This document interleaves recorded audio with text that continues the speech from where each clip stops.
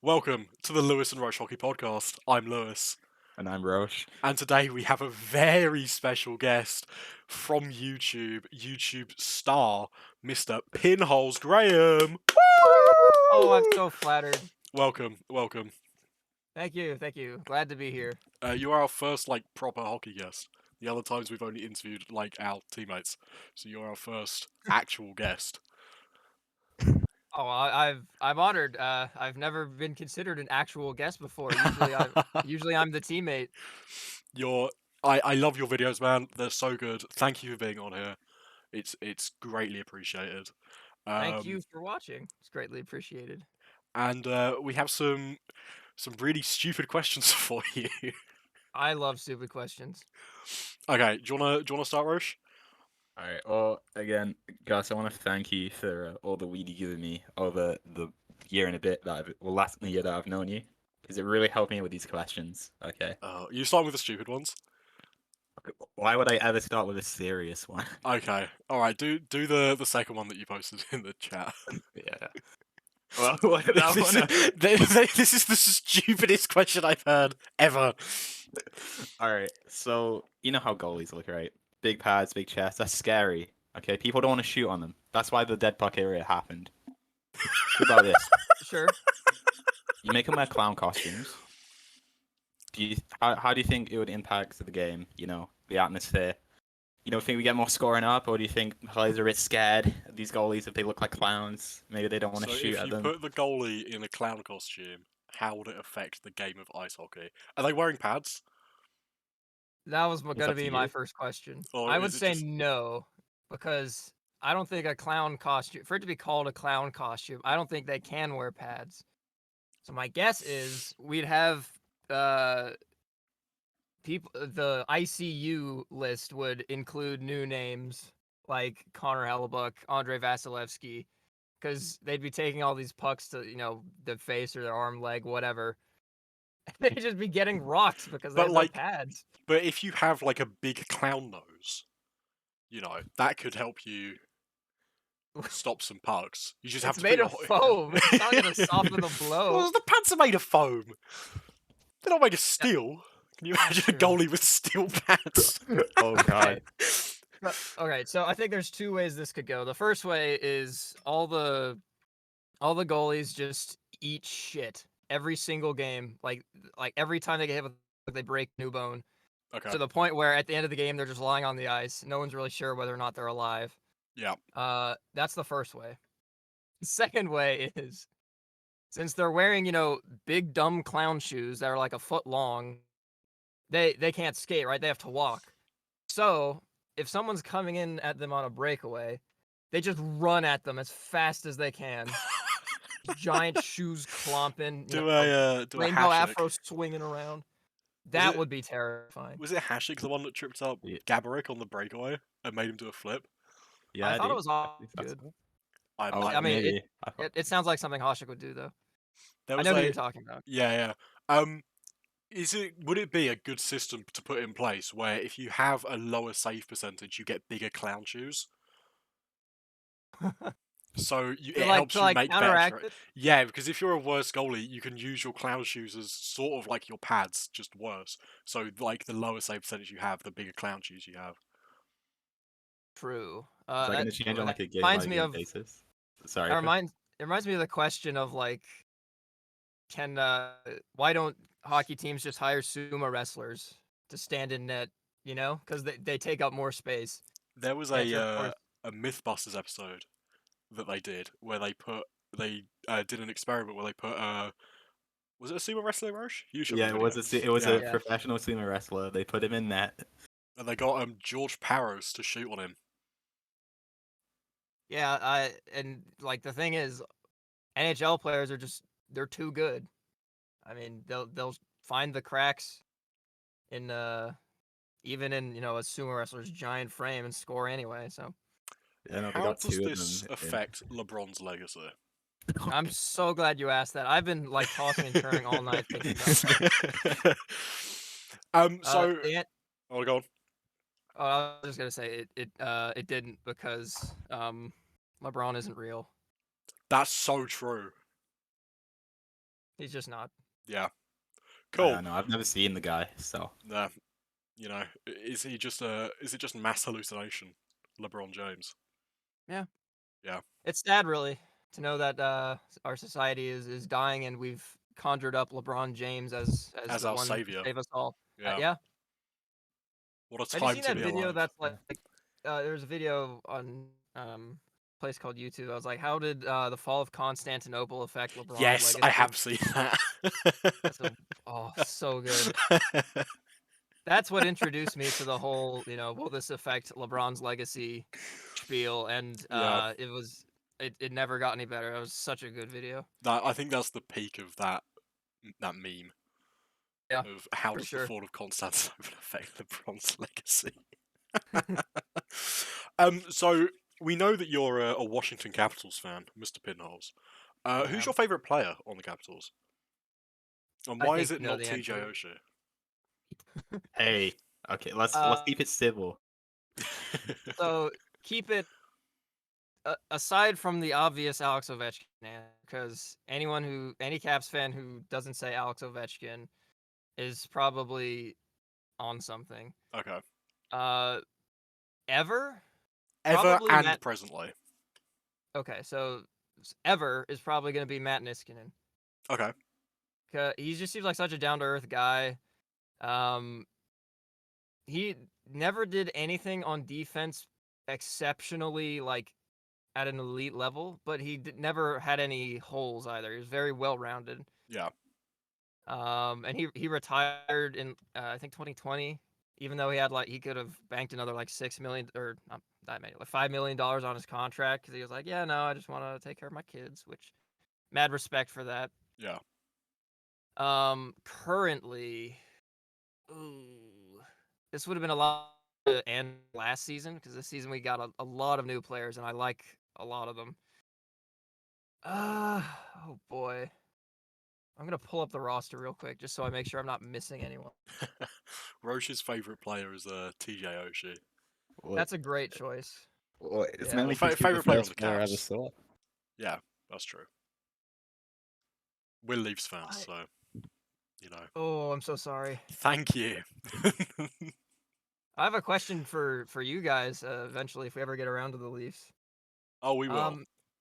I'm sure. Okay, we can't go 5 minutes without talking about him. We spent. Okay, so I have a hard time picking between Oshie and Wilson. Dylan Strome is a close like third just because he's great. Yeah. But Oshie and Wilson bring different things. I'd probably say Oshie as well. Yeah. See, that's a vindication right there.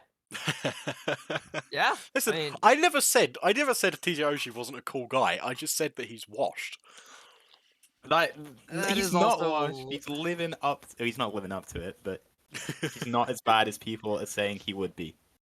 Yeah, no, I remember after the 2017 season, he got 33 goals. And he was, I think, 30 that season. And his shooting percentage to get to those 33 goals was like 24. It was something Oh wow, that's ridiculous. really high. Yeah, so everyone understandably was like, yeah, next season he's going to show his age and not get anywhere close to 30. And they were right. He got, I think, 18 goals, which is, good, but it's not 33. You just reverted back to the norm. Yeah. And that combined with it being the season after, the Caps lost to the Penguins for the second time in a row, and they were a much worse team. Everyone was really down on him. They thought, oh, he's washed. And then he got like a point per game in the playoffs that year, won the cup, and the next couple seasons were also really good. And that bubble playoff series was hilarious. Hey, look, he was the only one who showed up. Okay, That's true. yeah, I would like to hear the perspective from a Caps fan about that playoff series. To hear that they just checked out and didn't want to be there. How did that make you feel? Well, first of all, I don't think that's true. I mean, everyone was probably relaxing a bit as much as they could in, a bubble situation where everything else is super monitored. So I don't really buy that. And didn't that come from the Penguins beat writer? So isn't there kind of a conflict of interest? I have no idea. I should have done my research, but I don't know. Hey, we're unprofessional. We're okay, unprofessional. That's our we make shit up and just run with it. Did you know Sidney Crosby is actually a double amputee? I did know that. Yeah. It's crazy. There was a survey by Tarek Al-Bashir, who is the Capitals beat writer in The Athletic, Yeah. about a year or two ago. And it was which first round loss, because they've only lost in the first round since winning. Which first round loss was the most disappointing? And the answers, of course, were 2019 against the Hurricanes, 2020 against the Islanders, and 2021 against the Bruins. Yeah. And my answer was far and away 2020 against the Islanders, because I think 2020 was the last year the Capitals were a genuine contender. Like going into the playoffs, if you thought the Caps would win, a lot of people would be like, yeah, I can see that. Yeah. But with the break, they come back. I don't know, just something isn't there, and they came out just terrible. And the fact that they lost to the Stanley Cup winning coach that they released, 2 years ago was like salt on the wound. And Yeah. I mean, Ovi had 5 points in those 5 games. I don't think anyone else even had 3. Backstrom got a really rough hit that was very borderline from, I think, Anders Lee, that knocked him out for 3 of the games. Holtby was awful that series. And it was his last series as a Capital as well. So yeah, I mean, everything fell apart except Alex Ovechkin, really. Well, as usual. He never really falls apart, does he? That guy is he's a machine. Yep. Actual Say the machine. line, Bart. Russian machine never breaks. Exactly, man. Do you think he breaks the record? All right, now we got that out of the way. Do you think he breaks the record, or do you think he comes close but doesn't do it? I think if he stays healthy, he does. Yeah. I can't remember a time when Ovechkin wasn't healthy. Yeah, there was a scare at I think the beginning of last season. Maybe it was this season. It was the last game of the preseason against the Flyers. He just kind of knocked over Travis Konechny, and he just went down and had to be helped off the ice, and everyone was like, oh no. It's Alex, it's the last game of the preseason. Not now.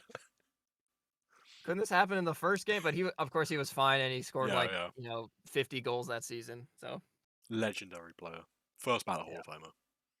Definitely. I think there should be, because there's the rule that if you are a professional player, you can't enter into the Hall of Fame until you've been retired for 4 years. But that doesn't apply to general managers, because Lou Lamoriello's in the Hockey Hall of Fame, right? So I think they should make exceptions for certain players to be put in the Hall of Fame while they're still playing. Because Ovechkin deserves to be there. Yager deserves to be there. You can make an argument for Crosby as well. tiny argument. Definitely. As much as I hate to give credit to the Penguins, Crosby easily goes into the Hall of Fame. So I think they should introduce that rule. That'd be a cool rule. Get a special helmet. I think Gretzky got in the year he retired, because everyone knew when he retired in '99, this is the greatest player we've ever seen. Yeah. I mean, just he was a shoo-in. I don't know about still playing though. For sure, if Ovechkin and Crosby retire the same season, then putting them in together that same season, because their superstardom defined the generation out of the lockout. Yeah. I wouldn't do it during their careers though. Fair enough. That seems kind of weird. Do you think that Gretzky's still the best player of all time? Oh, that's a great question. I was just thinking about this. Because I'm of the opinion that I think McDavid's taken him over. See, the thing is, it's that whole question of which hockey generation is better? Is it the 70s and 80s where it seems like it's just absolute chaos? Is it the 90s and 2000s where it became a lot more structured and a lot more skilled? Or is it the 2010s and 20s where it's become a spectacle? It's so electrically fast and all that. And what I reasoned to myself was, okay, if we are gonna put Connor McDavid in Wayne Gretzky's era, are we just going to drop him into a faceoff dot in the middle of a game, or are we gonna put Connor McDavid back there as a kid, and he's gonna grow up and develop with everything they had back then, or didn't have? I think you've got to put him in as not necessarily the player with the same equipment, because I don't think he could do the same thing he does now with a wooden stick. But if you put Conor McDavid, the 18-year-old, into, say, when Gretzky was drafted, so 1980, was it 1979 or 1980? That season, I think far and away he becomes the best player of all time. Because just with the amount of skill he has, it's insane. Yeah, yeah, I agree. But I would also say that skill is a product of growing up in the 21st century, where we have film, where we have better technology, where the rules are different. Okay, I yeah, don't okay. I don't think the rule changes back then would affect him that much. Because I mean, I'm working on another playoffs pass episode right now that takes place way back when, Yeah. and it is like people are slow. I'm sorry, but compared to nowadays, like it's so different. Like what's his name? I think Robert Picard. He's one of the players playing in this series that I'm doing. He's Yeah. like sprinting back to get a puck that's heading back towards his defensive zone, and another a forward on the other team is gunning for it as well. And like I could skate faster than Robert Picard, and I haven't like played hockey in like 2 years. I think there's I mean it's just completely different. it's a, I mean they didn't need to be faster back then because no one else puck was. control wasn't as a lot of things weren't as good, so it didn't like stand out as much. But Yeah, it's just different. that's a fair point. Round of applause to you, Mr. Pinholes. Round of applause. Thank you. Hold on. I just had Wait, a do you want my me to use the brain just soundboard? Give us a round of applause. Does the soundboard like even home work? I don't think it improvement. works on my stream because I turned it off. Let's see. Let's find out. Yay! Thank you. Okay, Thank you. it didn't I'll do come it. I'll do across it on the again. Discord, but round of That's applause. your fault there. Yeah, it is my I fault. heard it. Production inefficiency right there. What I was going to say before my brain just stopped working is I will say if Wayne Gretzky was born in whenever Connor McDavid was born, 1997, then I think he would probably be, you know, just as good as Connor McDavid, if not better, because Wayne Gretzky also has the skill, but he also has the resources now Yeah. that Connor McDavid did. So that's where I stand on That that. is an interesting point. I never thought about it that way before. Why, thank you, Lewis. Who's your favourite player not on the Capitals? Oh, Just off the top of your head. Danny Briere and Alex Tanguay. New general manager of the Philadelphia Flyers, Danny Briere. That's him. Yeah, and Alex Um, Tanguay, I think, I don't think he works for the Avalanche, but he might work for the Canadiens. I don't know. Oh, maybe. I think he might be a coach, an assistant coach. I have a feeling. Let's have a look.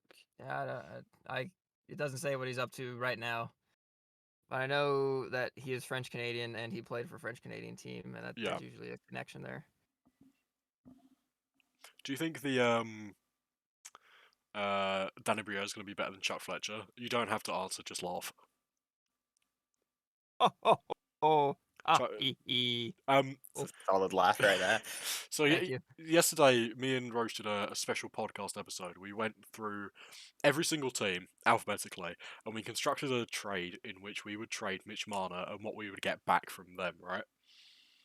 Because Ooh. it's widely considered at the moment that Mitch Marner's going to be traded before July 1st, because he's the most obviously tradable player from the Leafs core four. Okay. So we went through all of them, and we got to Philadelphia, and Roche said, I think, a package involving Konechny and Sanheim and Tippett, that'd be a cool package. You know what I said? What did you say? I said no one, because there's not a single player on that team that I want on the Leafs.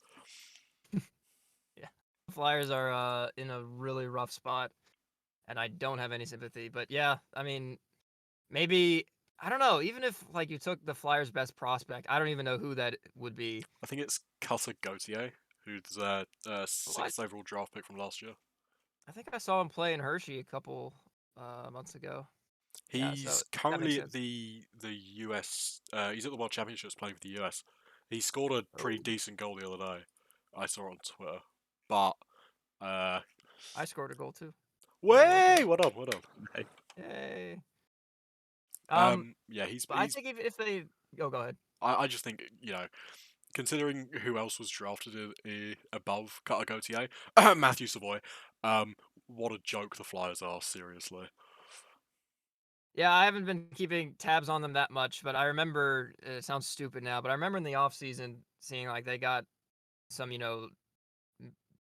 some like actual NHLers to, I assume, speed up their rebuild. And I was like, wow, they might actually, do decently well. They might contend for a playoff spot. They're lucky. Nope. Didn't happen. They did pretty well in like the first 15 to 20 games. And then they just fell off. I think they lost like 10 games in a row, 12 games in a row, Yeah. something like that. And it was going to happen eventually. And I think The way of all flesh. Could you fucking Rasmus Ristolainen and not John Tortorella, Tony D'Angelo on the same pair? That is so horrendously bad. Well, I don't think Tony D'Angelo is a bad defenseman. I think he's Just a a more bad offensive. person.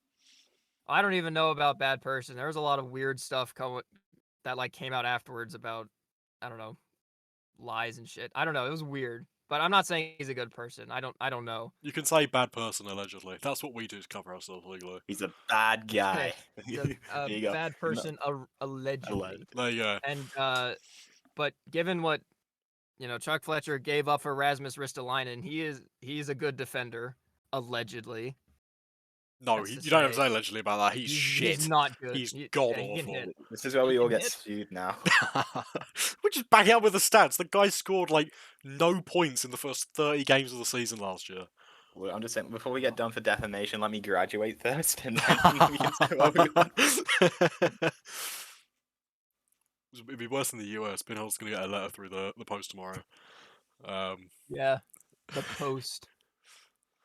Well, what do you call The it? mail, What do you call that? The American mail. man. The mail. Oh god. The mail. Terrible. The post. It's the post. Yeah, I like the post. See, here where I am, the post is the Washington Post. It's actual newspaper. That's fair enough. Okay, fair enough. You'll get a headline of the Washington Post: Pinholes Graham sued for defamation by Rasmus Ristolainen for saying he's a good defenseman. Talk about a blow to the ego. Where you are is the Mail, the Daily Mail? We There's just a don't couple say the mails now. mail. Yeah, we don't really. Newspapers are dead here because they're all a bunch of tabloids now. Yeah, most newspapers are just like real life clickbait, and the good newspapers are online. So there's no Well, point. that explains why they're printing headlines about me being sued for defamation. Exactly. Yeah. Don't worry, Rozh can help you out. He's studying for law. I can. Oh, interesting. Yeah, no, it's very stressful, which is why I'm letting Lewis just run this podcast. I'm just here along for the ride. So in the list of trades we made yesterday, we went through every single team. We're not going to go through every single team and ask you about them because we'll be here forever. But we do want to ask you about a couple of them that we made. So we've picked out our favourite. We chose the Caps one because obviously you're a Caps fan, and I think we chose another one each. And we just want to get your opinions on them. Let's do Roche's Caps one first. Oh God. Okay, look. This is the Marner trade, by the way. If you're trading Marner for the Yeah. Caps, what do you get back? This is where we get called delusional, and then You're kidding, like, right? you You're not guys- going to get called delusional. I'm going to be laughed at. Well, I was laughing at all your trades the other day. Mine ones were fair. They were incredibly fair. You know what? I think you should read out your trade first because then it makes mine look way better. No. You're a coward. Fuck you. Okay. All right. Just Well, lay it on me. Lay it on me. Well, I was having a look at the Cap friendly page, and I was like, okay, who's the best player from the Caps I can probably get for Mana? Just like, and still have like enough room to maybe demand something more. And for me, that was Strome, right? Okay. And then I'm having a look, and I'm thinking, okay, prospects wise, Caps don't really have too many like good prospects. So I was like, okay. I was having to think back to these playoffs, and I was like, the Leafs need some grit. They need like some Matt Martin grit. I know where this is going. Yeah, Yep. yeah. So I was like, okay, obviously, so this is like Marner and picks or Marner and a sweetener or something like that. But give me give me. I mean, Wilson's up at the end of next season. So I'm thinking, as a rental, bring in Wilson as well, just for Stroman like a 1 year Wilson. thing. Yeah. The amount of times I see on Twitter Mana for Tom Wilson is ridiculous. That is a terrible trade for the Leafs. For the Caps, that's insanely good. I was seeing Nylander for Wilson a lot. The thing is, Wilson plays better in the playoffs than Marner does. Apparently, I mean, Yeah, I hear that's Marner true. disappears. He but does. I don't know how true that is. In games like 1, 2, and 3, he's great. Any of the rest of the time, he's shit. And as you know, every Leaf series goes to 7 or 5, as we saw against the Florida Panthers. Yeah, it's the Jekyll and Hyde kind of thing. The first couple of games, he's there. He's scoring. He's getting points. You can have I think there was something on Twitter about this throughout like his first 4 games in every series. He's like pretty much a point per game player, or way over that even. And then after game 4, it just falls off dramatically. I think I think he's played like 50 playoff games altogether. In the first, in games 1 to 4, which make up half of his games, he's over a point a game. In games 5 to 7, I think he's at like 3 points, 4 points in total. I can't be that low, Wow, surely. that's rough. It was really, really bad. So I can understand like the Tom Wilson playoff performance metric. At the same time, he keeps getting injured. He's old, and Tom Wilson? yeah, he's like early 30s. He's like 29. That's early Okay. 30s. Oh man. So if I'm like 24, which I am, what am I then? You're 30, buddy. Late It's 30s. over. Late 30s. Oh no. Yeah. Oh boy. I mean, my trade's objectively worse, but it's still better than Roche's one. Yours is pure delusion. It's not pure delusion. Okay, so let me get this straight. Lewis, yours is Wilson for wait, no. I haven't heard yours yet, I don't think. No, you haven't. It's good. Oh, It's sorry. probably good. Yeah, I know. So I also went through the Caps roster. I'm like, okay, they're top players. Nicholas Backstrom, he had a decent bounce back last season, but he's old and he's also really injured. John Carlson didn't play last season because he was injured. Do you see that injury that happened to him? Oh yeah, it that was a knee injury, right? Oh no. No? He took a puck to the face. Oh, And it was bad. It was like Ian LaPerriere, Mark Stahl, just blood everywhere. Well, there wasn't much blood anywhere from Mark Stahl, but it was like bad. yeah. Okay. Anyway, injured. TJ Oshie's old. Tom Wilson's terrible. So I am looking at their players, right, and I'm like, okay, there is only one player on the Caps that I want if I'm trading Mitch Marner to them, and that's Alexander Ovechkin. He did like You know what? I respect being candid, the directness. Yeah, I so respect going all in. It's never gonna happen, but I No. can dream. Of course not. You can dream, and you're welcome to dream. Thank you. You can dream about the second round for all I care. I mean, my Edmonton trade was also laughed at by. Also, fuck you. You should do it with the playoffs. Oh, I kid. My Edmonton trade was laughed at by Roche as well. Well, actually, that's more realistic than the Ovechkin one, I think. All right, so it's. Oh, you cut out there, man. Right? Oh, I'm sorry. Yours is straight up Marner and Ovechkin, right? Marner for Ovechkin, 1-for-1.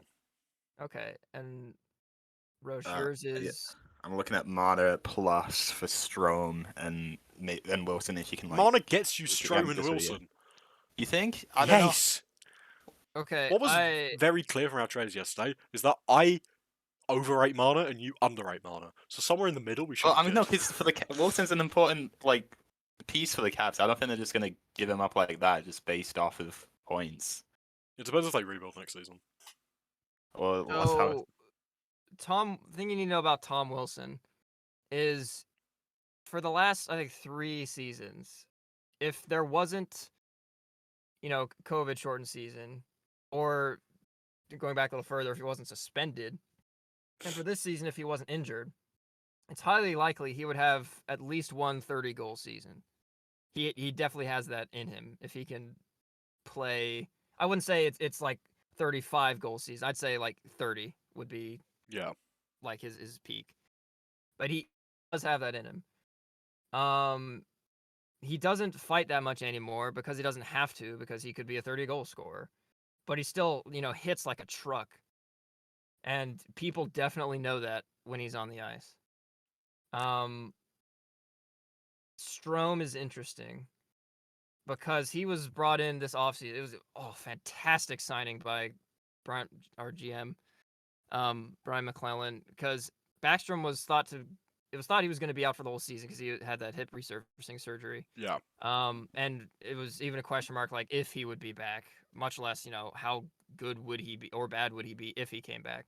So he signed Strome, who was an RFA out of Chicago, and Strome had like a career high. He had like 64 points, which is great. He filled in the second line center role perfectly. Yeah.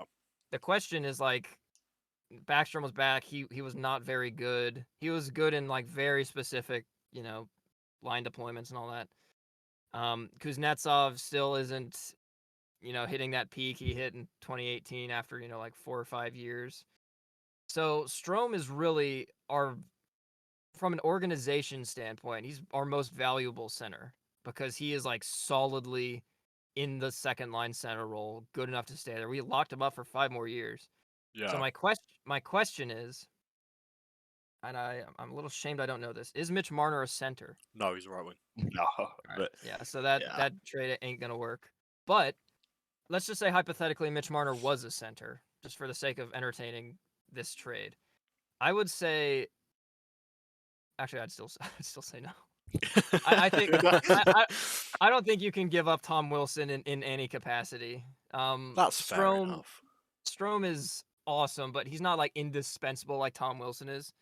But he's also just exactly what the organization needed this year, and he delivered in spades. So Guess that's why they locked him up as well. 5-year extension. Yeah. Let's work with that one though. Let's see if we could make that work. So obviously we'd need to get if we were going to give up Wilson and Strome. Oh, but I can't even think about making that work. It's just offensive.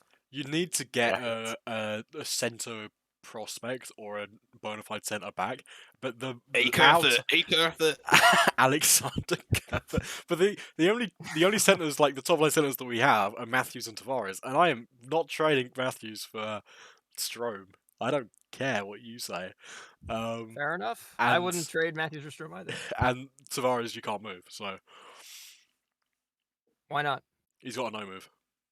But hypothetically, didn't even think about that. Yeah, he has a no move, and he said that he's not going to waive it, which sucks. That reminds me of a question. Why is John Tavares part of the core 4 and not Morgan Riley? Morgan Riley's been there for a decade. It's because the core 4 is considered to be the players that Dubas built, and Morgan Riley was there before Dubas.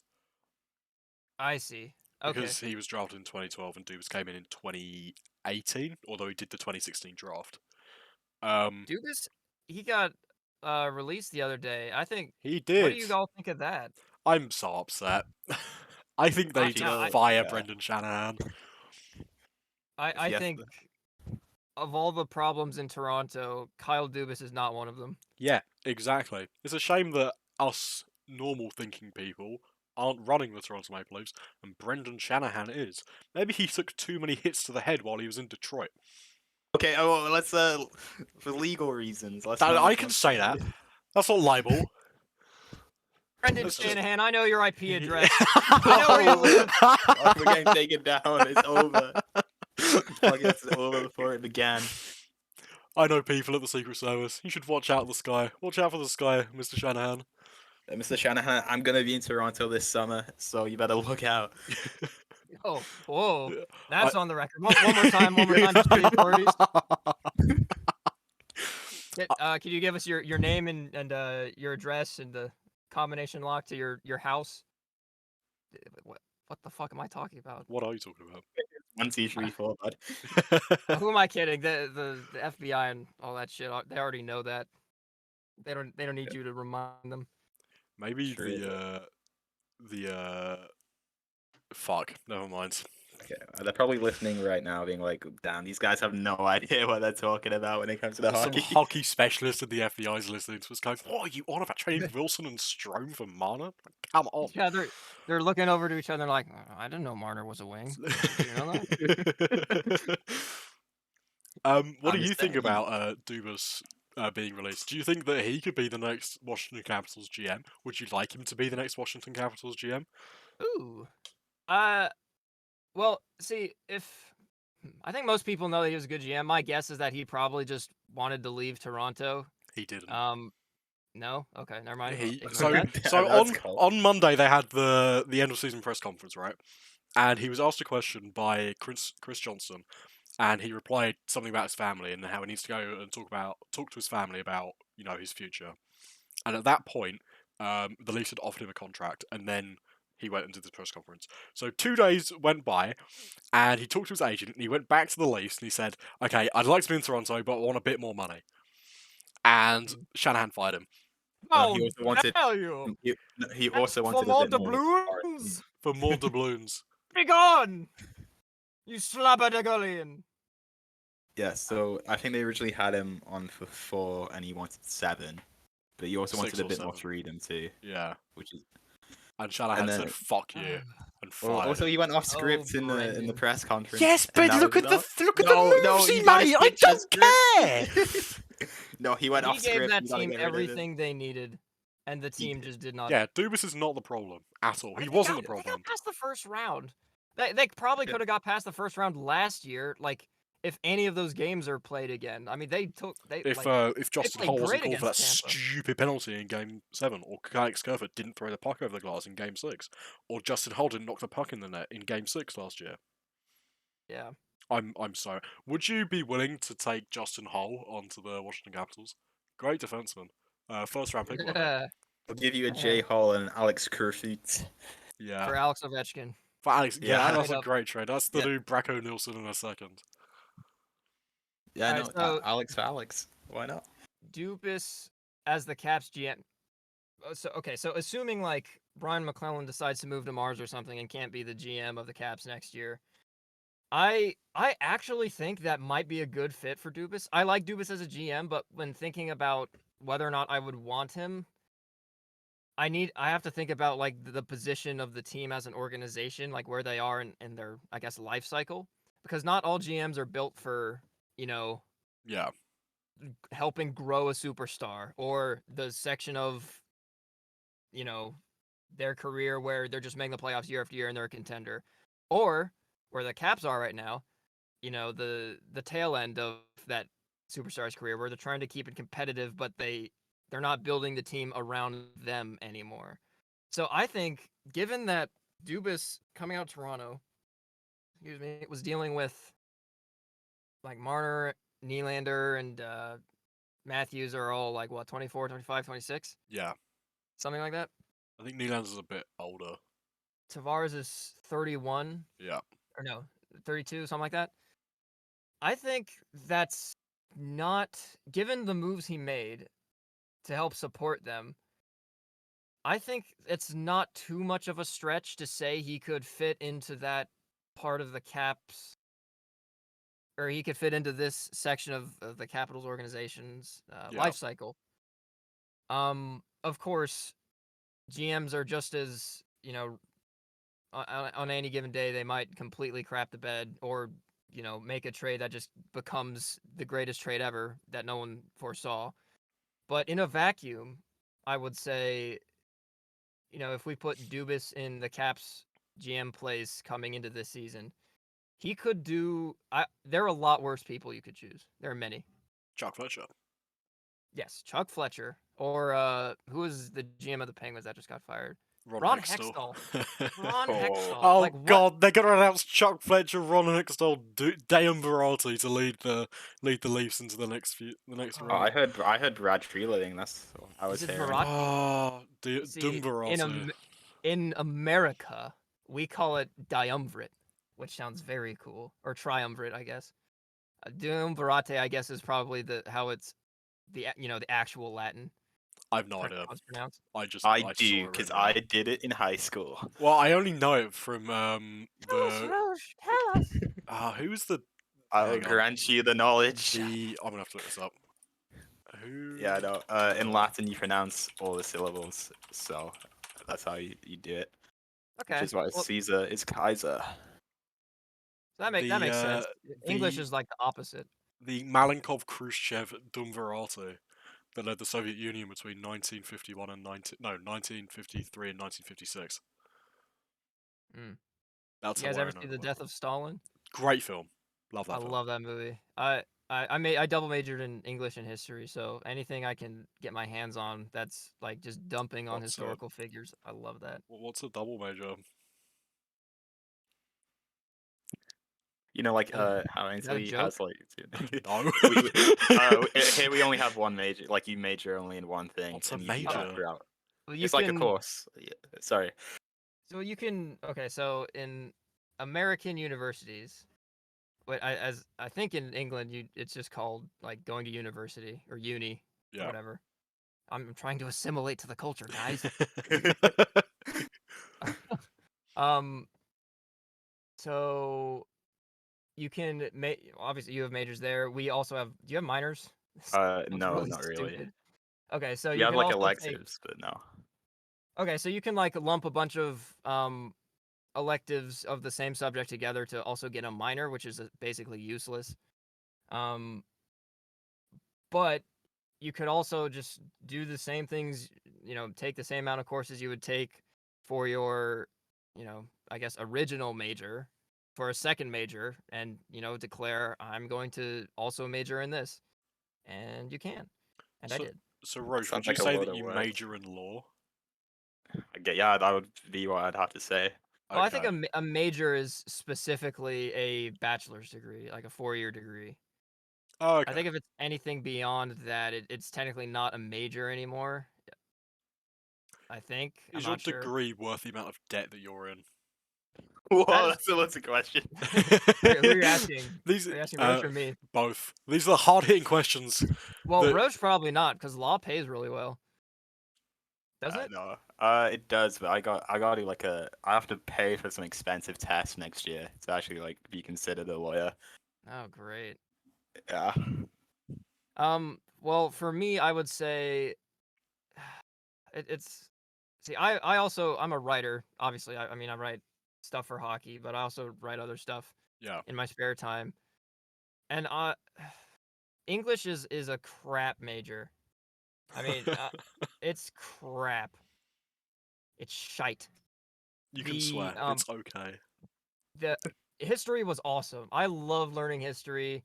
It's not like incredibly practical, but it's a bit more practical. Yeah.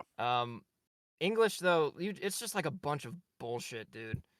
There are about I had about 8 or 10 different English professors where I went, and there were 2 or 3 that actually taught me stuff and prepared me for stuff in the real world, and I learned valuable things from. And I took their classes every single time I could, even if the particular subject didn't interest me, because most of the professors, nice people. I mean, I'm not disputing that, but just teaching style sucks. I mean, I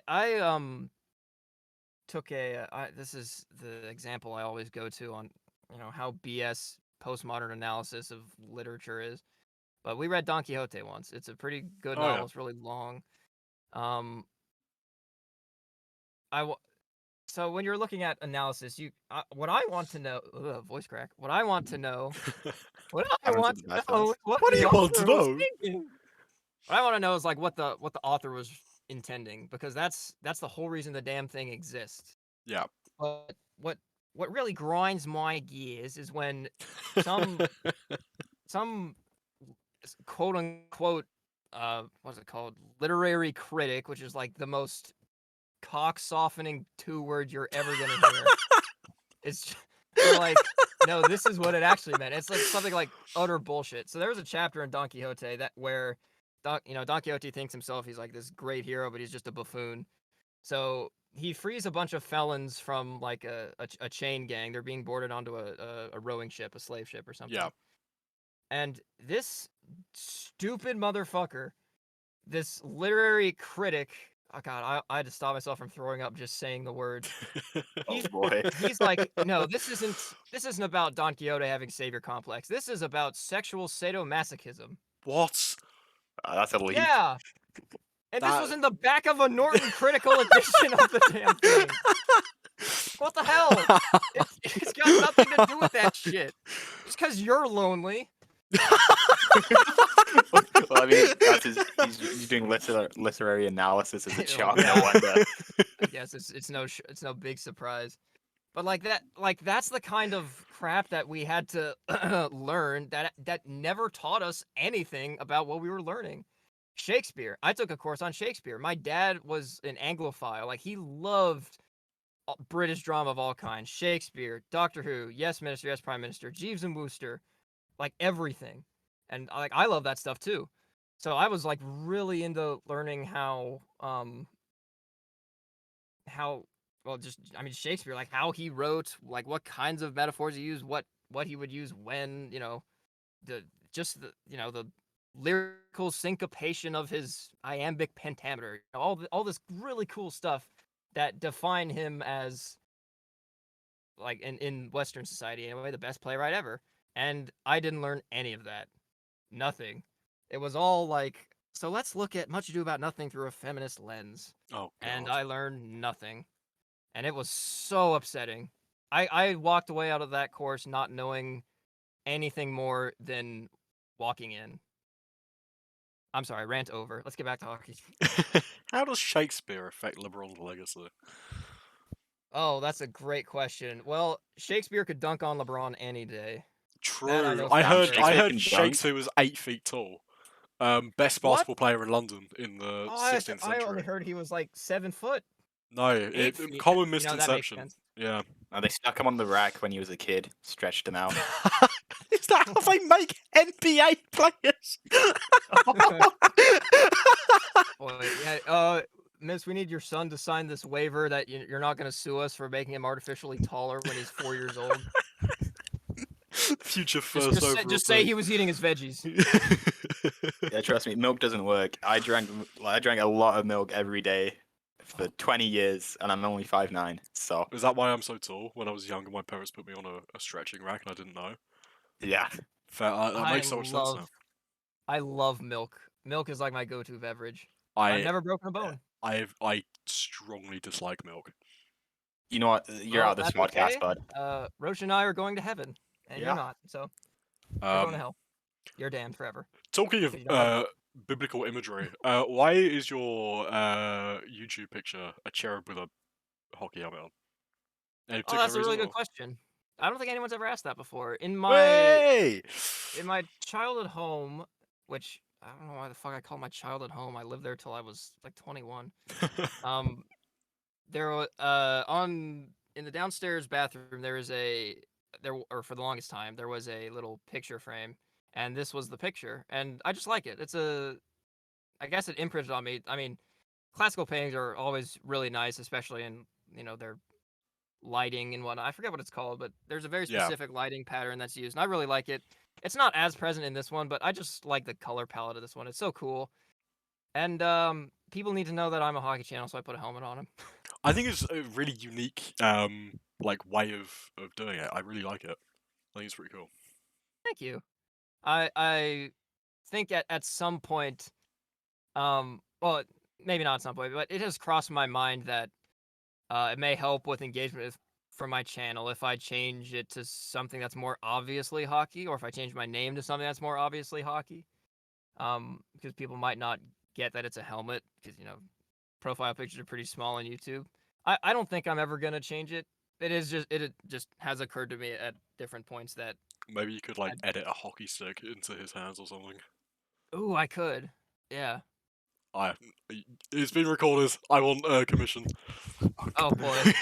I'll sign the rights off for that I right am now. claiming intellectual property on that. Was there intent to contracts? I don't think so. Shut up. I'll kick you off the I'll- podcast. It'll become the Lewis Hockey Podcast. I'll So write. me and Pinholes will go have our own podcast, like Jack and Hookers. Yeah. What? The blackjack and hookers. That's a Futurama reference. Yeah. Rush is my new favorite interviewer. Wow. Get wrecked, Lewis. Wow. Lewis prepares all the questions. He acts so them hurt. all. Pull out one I reference. produce hey, everything. I manage the channel. It started when he didn't ask to trade for Alex Ovechkin. That I is, got you cannot say that any player on the Caps is worth trading for Mana other than Ovechkin. Lewis, you're the only one here who hasn't been to DC, so I think you should be quiet. I've never been to North America. That's okay. Soccer. I haven't been to Europe. I want to. I'm going to Oktoberfest in September with my buddies. That'd be pretty I cool. don't drink, yeah. which is the damnedest thing to go for Oktoberfest. So I guess I'll just be the chaperone there.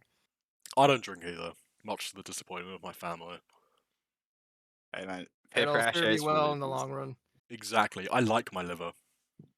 Yeah, me too. My liver's so nice to me. Hey man, thanks for filtering my blood. That was real. What's the phrase? Top bloke. You're a top bloke, liver. I'm doing it, guys. I'm assimilating. You're in.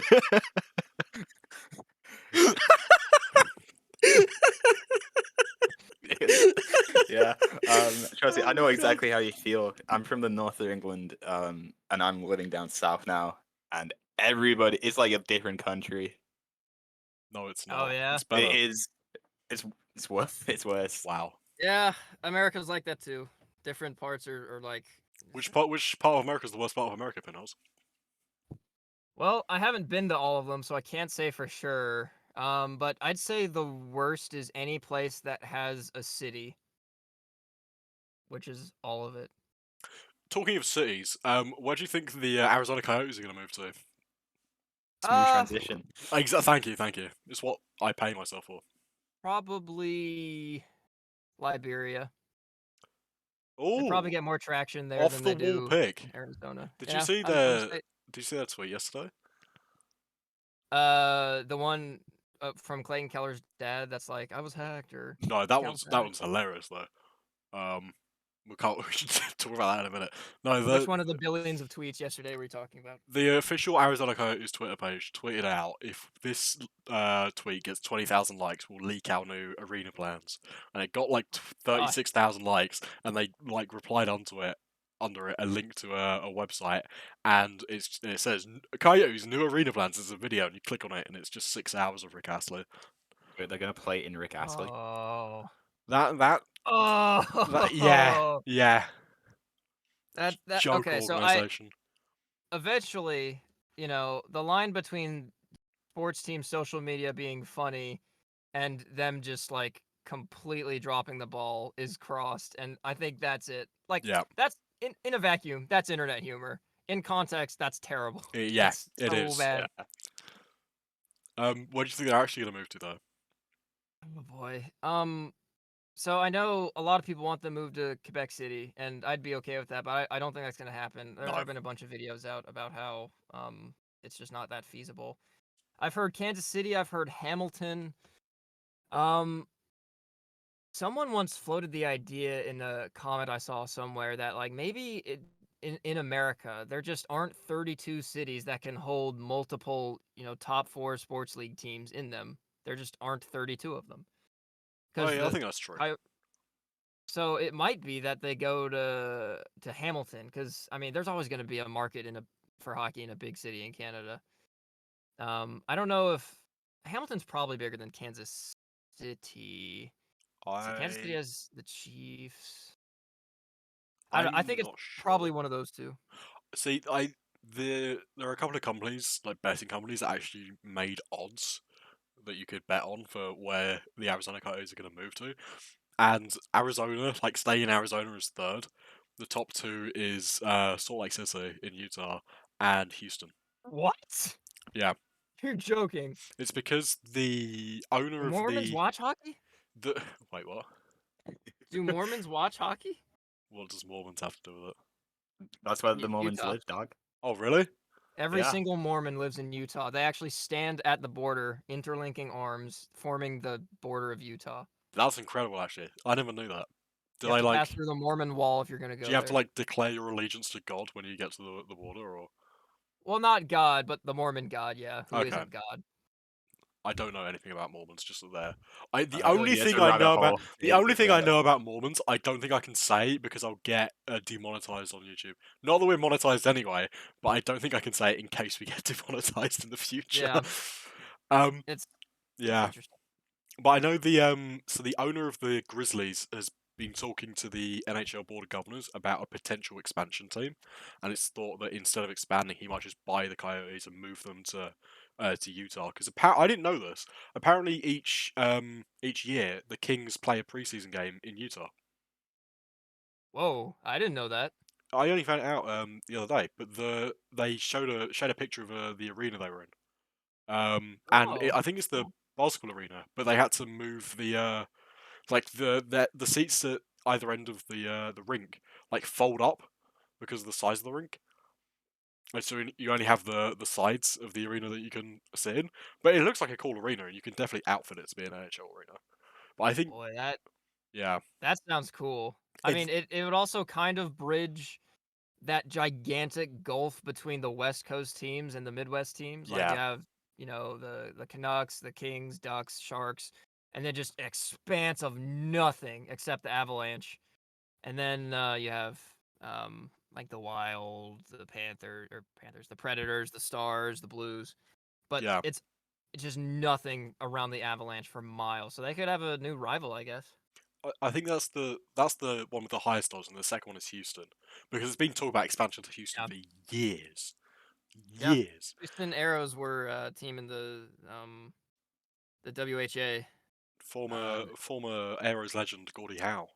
Yes, yes, that's true. I think Mark Howell also played for them. Oh, okay. I could be wrong on that. Excuse me. Bless you. I have dad sneezes. Yeah, no. Yeah, I mean, Salt Lake City definitely could be a wild card there. That'd be nuts. That's probably, aside from Quebec City, that's probably where I'd most want to see it go, I think so too. just for the Yeah. novelty of it. Also, apparently Utah has coyotes, so they can just call themselves the Utah Coyotes. Oh, yeah, sure. Not the Utah moments. That'd be funny. instead of hockey sticks, they just play with like wooden crucifixes. Oh, there isn't there's not skaters and goalies, denominations of players. There's husband and wives. Instead of They're polygamists. the captain, they just have priest or pope. Priest, pope. Oh, the pope that's Catholic. They could have a Mormon pope, I guess. Do they have In a Mormon any pope? case, I literally know nothing about the Mormons apart from they're batshit crazy. If you could pick any player to be the Mormon Pope, who would you pick? Tony D'Angelo. any player like on the Coyotes or just any player? Any player in the league right now. Ooh, in the league right now. All right, who's absolutely off their gourd? I mean, if you're talking about just in Mark general Fletcher. or in reference to like Christianity, Rozh created an insane team yesterday. Do you want to share it, Rozh, or do you want me to share it? And then what do you mean insane team? So he Evander wanted. Kane. So That's my he answer. wanted. He created like a starting lineup, right, of his favorite players. You've got James Reimer on the back end. Ivan No, Provorov. Whoa. Let's stop it right there. That's your dream lineup, man. You've got Ivan Provorov and Mark Stahl as your top defensive pair, and then Evander Kane, Eric Stahl, and name of one other homophobic player in the league as your top line. Buddy, we spoke about this. My name is Roche. If you start mixing this with homophobic players, it's not working out for me. He basically said yesterday when we were doing the Sharks trade, he was like, "You know who I'd like to see go back to the Leafs? James Reimer." And I was like, I forgot. You Okay. sure about that, Roche? I forgot for 3 seconds. Wait, shock trading? Is that like every time James Reimer lets in a goal, he gets a little shock therapy? It was because of the like the stuff about him hating gay people. Not alleged, he hates gay people. And yeah, I can't believe Roche. You want to see him? Like, I forgot about the. Do you think he's in the made. league next season? Reimer? Yeah, I need to find out how well he's doing, but I he's don't not think doing well, and he's also homophobic. How old is he? 32. I want to say 32, 33. 35. I don't know. 35. I mean, he could be in the AHL. I think the AHL seems more likely. What is the I most mean, goaltending homophobic is AHL team? goaltending is such a tight market. There's like no room for error, even though there probably actually there's some room for error when there probably shouldn't be. And especially more recently, there have been so many goalies who just come out of absolutely nowhere and like just take control of the team. Matt Murray way back when, Jordan Bennington way back when, Oh god, that Anton guy Khudobin in sucks. 2020. Well, Well, yeah, I he mean, sucks now, but Matt Murray got Matt Murrayed, so Matt Murray got my Matt point Murray. is my point is there's always, especially more recently, it seems like there's always someone who can just upstage you out of nowhere. So there's no room for error for goalies. So it seems unlikely that someone who's not having a good season, is involved in controversy, and is 35 is going to stay in the league. But you never know. He could also be that guy that just comes out of nowhere and has a great season. I think that happened last year for him, if I remember right. Goalies are weird. I don't trust them at all. Like, yeah, that's they make why. me mad. Yeah, we don't. I don't trust the goalie on our team at all. Hi, Ainsley. Samsonov? Shout no, out to no, Ainsley. Uni team. Yeah. I know Unison. Shout out to Ainsley. Oh. I don't trust Samsonov either, for what it's worth. Whoa. What? Okay, we've had him on our team for like 3 years, dude. He has a sub Whoa. 900 save percentage for Yeah, the but Leafs he's in the good playoffs. now because he's on a good team. Oh, damn. What? Okay. Sub 900 save percentage makes him good? And with that, I think we'll end the podcast there. Well, that's it. I'm going back to North America. You're in North America. Are you No, I'm not? in What my do you mean? He's closet. been here the whole time. Do you not hear his accent? Do I like him to turn around? He's going to be sitting behind me or something. Standing behind you. I Outside. see. Do you guys watch, not to derail the conversation, do you watch the EIHL at all? No, because it sucks, and also no one can watch it anywhere. Yeah, it's Oh. on. We have it on like Via Play, but it's not a very good streaming service, and there's no marketing for it here. You can't watch it on TV. You That's have a to stream shame. it, yeah. And if you do, you can. There are certain teams that allow you to like buy each game, and you can stream it. But it's ridiculously expensive. So the EIHL is poorly run, and that is evidenced by the fact that I think 2 days ago, the IIHF run a Continental Cup over in Europe, and the top team last season in the IHL was invited, and they turned it down. That's hilarious. So it wasn't went to the 'cause of their second. ring, though? It went to the second team, and they turned it down. So it had to go to the third team, who accepted. Wow. Yeah, it I think- sucks. Was it Guildford who had to turn it down though, because Yeah, their but- rink wasn't good enough, or whatever it was? It's so crazy. Like, we can tell Pinholes the Guildford arena situation, and he can just go, "Huh? What? That's insane." Like, Well, we so, can tell them right now. so the Guildford Flames, right? There are no like dedicated ice hockey arenas in the UK apart from two That sounds familiar. in Nottingham and in Sheffield, right? Wait, aren't there other teams there? There's the Steelers and the Sheriffs? I think it's the Panthers. The no? Panthers are in Nottingham, yeah. Like, there are Okay. teams around the country, but those are the only two with dedicated, like, proper arenas. The other ones are just ice rinks with seating. Oh. So That's the Guildford Flames, top of the EHL last season, their rink is attached to a leisure centre.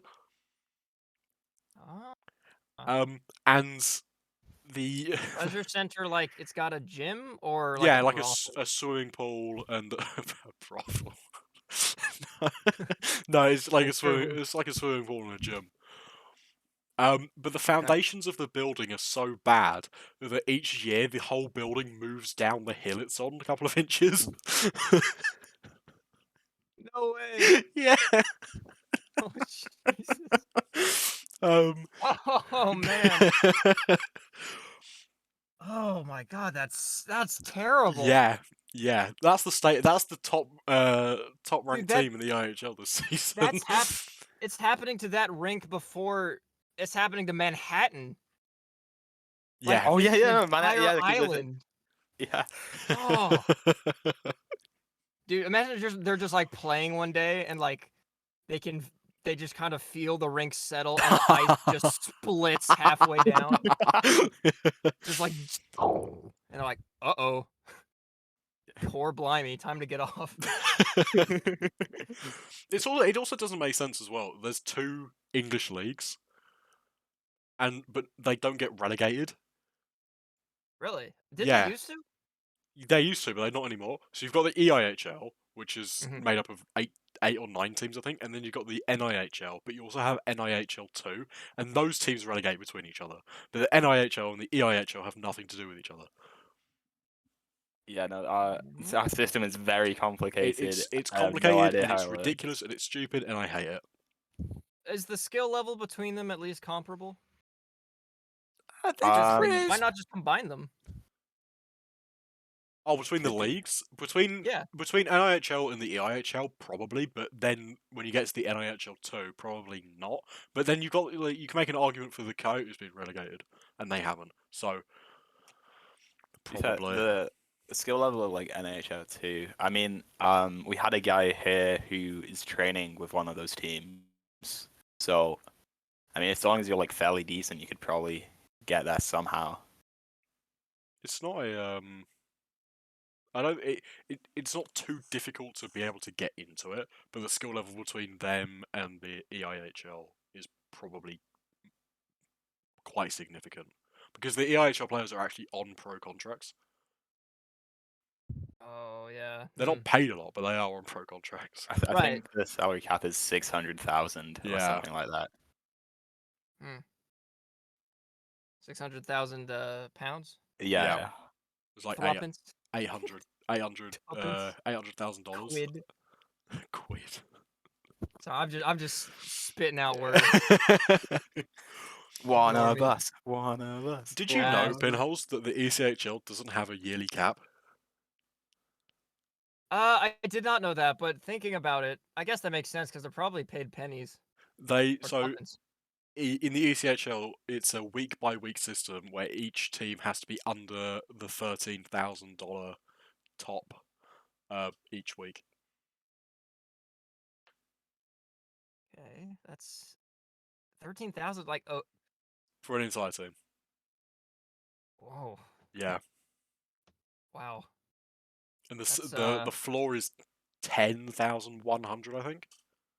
Is that like, paid across the week or just, cap wise? I think you have to be cap compliant on every Monday. Like whatever the if week it went resets. like if it went for 10 weeks, a 13,000 cap every week would mean like the overall cap would be 130,000. Yeah. Like that kind of thing. Yeah. That's oh boy. Yeah, it's an interesting system. Imagine if someone decides to take the week off, Might throw be able to- everything off kilter. I would wonder how it works when someone gets called up to the Marlies or to the AHL. That's a great question. I've been thinking recently about how since the Bears are in the AHL playoffs and they're getting pretty deep, I was thinking for a farm team, how irritating it must be if their NHL team has like injuries or something or just a lot of roster turnover and people are just coming in and out of the team all the time. Like I don't know, something that has a lot of things go in and out of it all the time. Carousel. A carousel. Are you all thinking what I'm thinking? Who do Anyway. you think is going to be the next coach of the Capitals? Let's make this our last question because we've been recording for about an hour and 10 minutes now.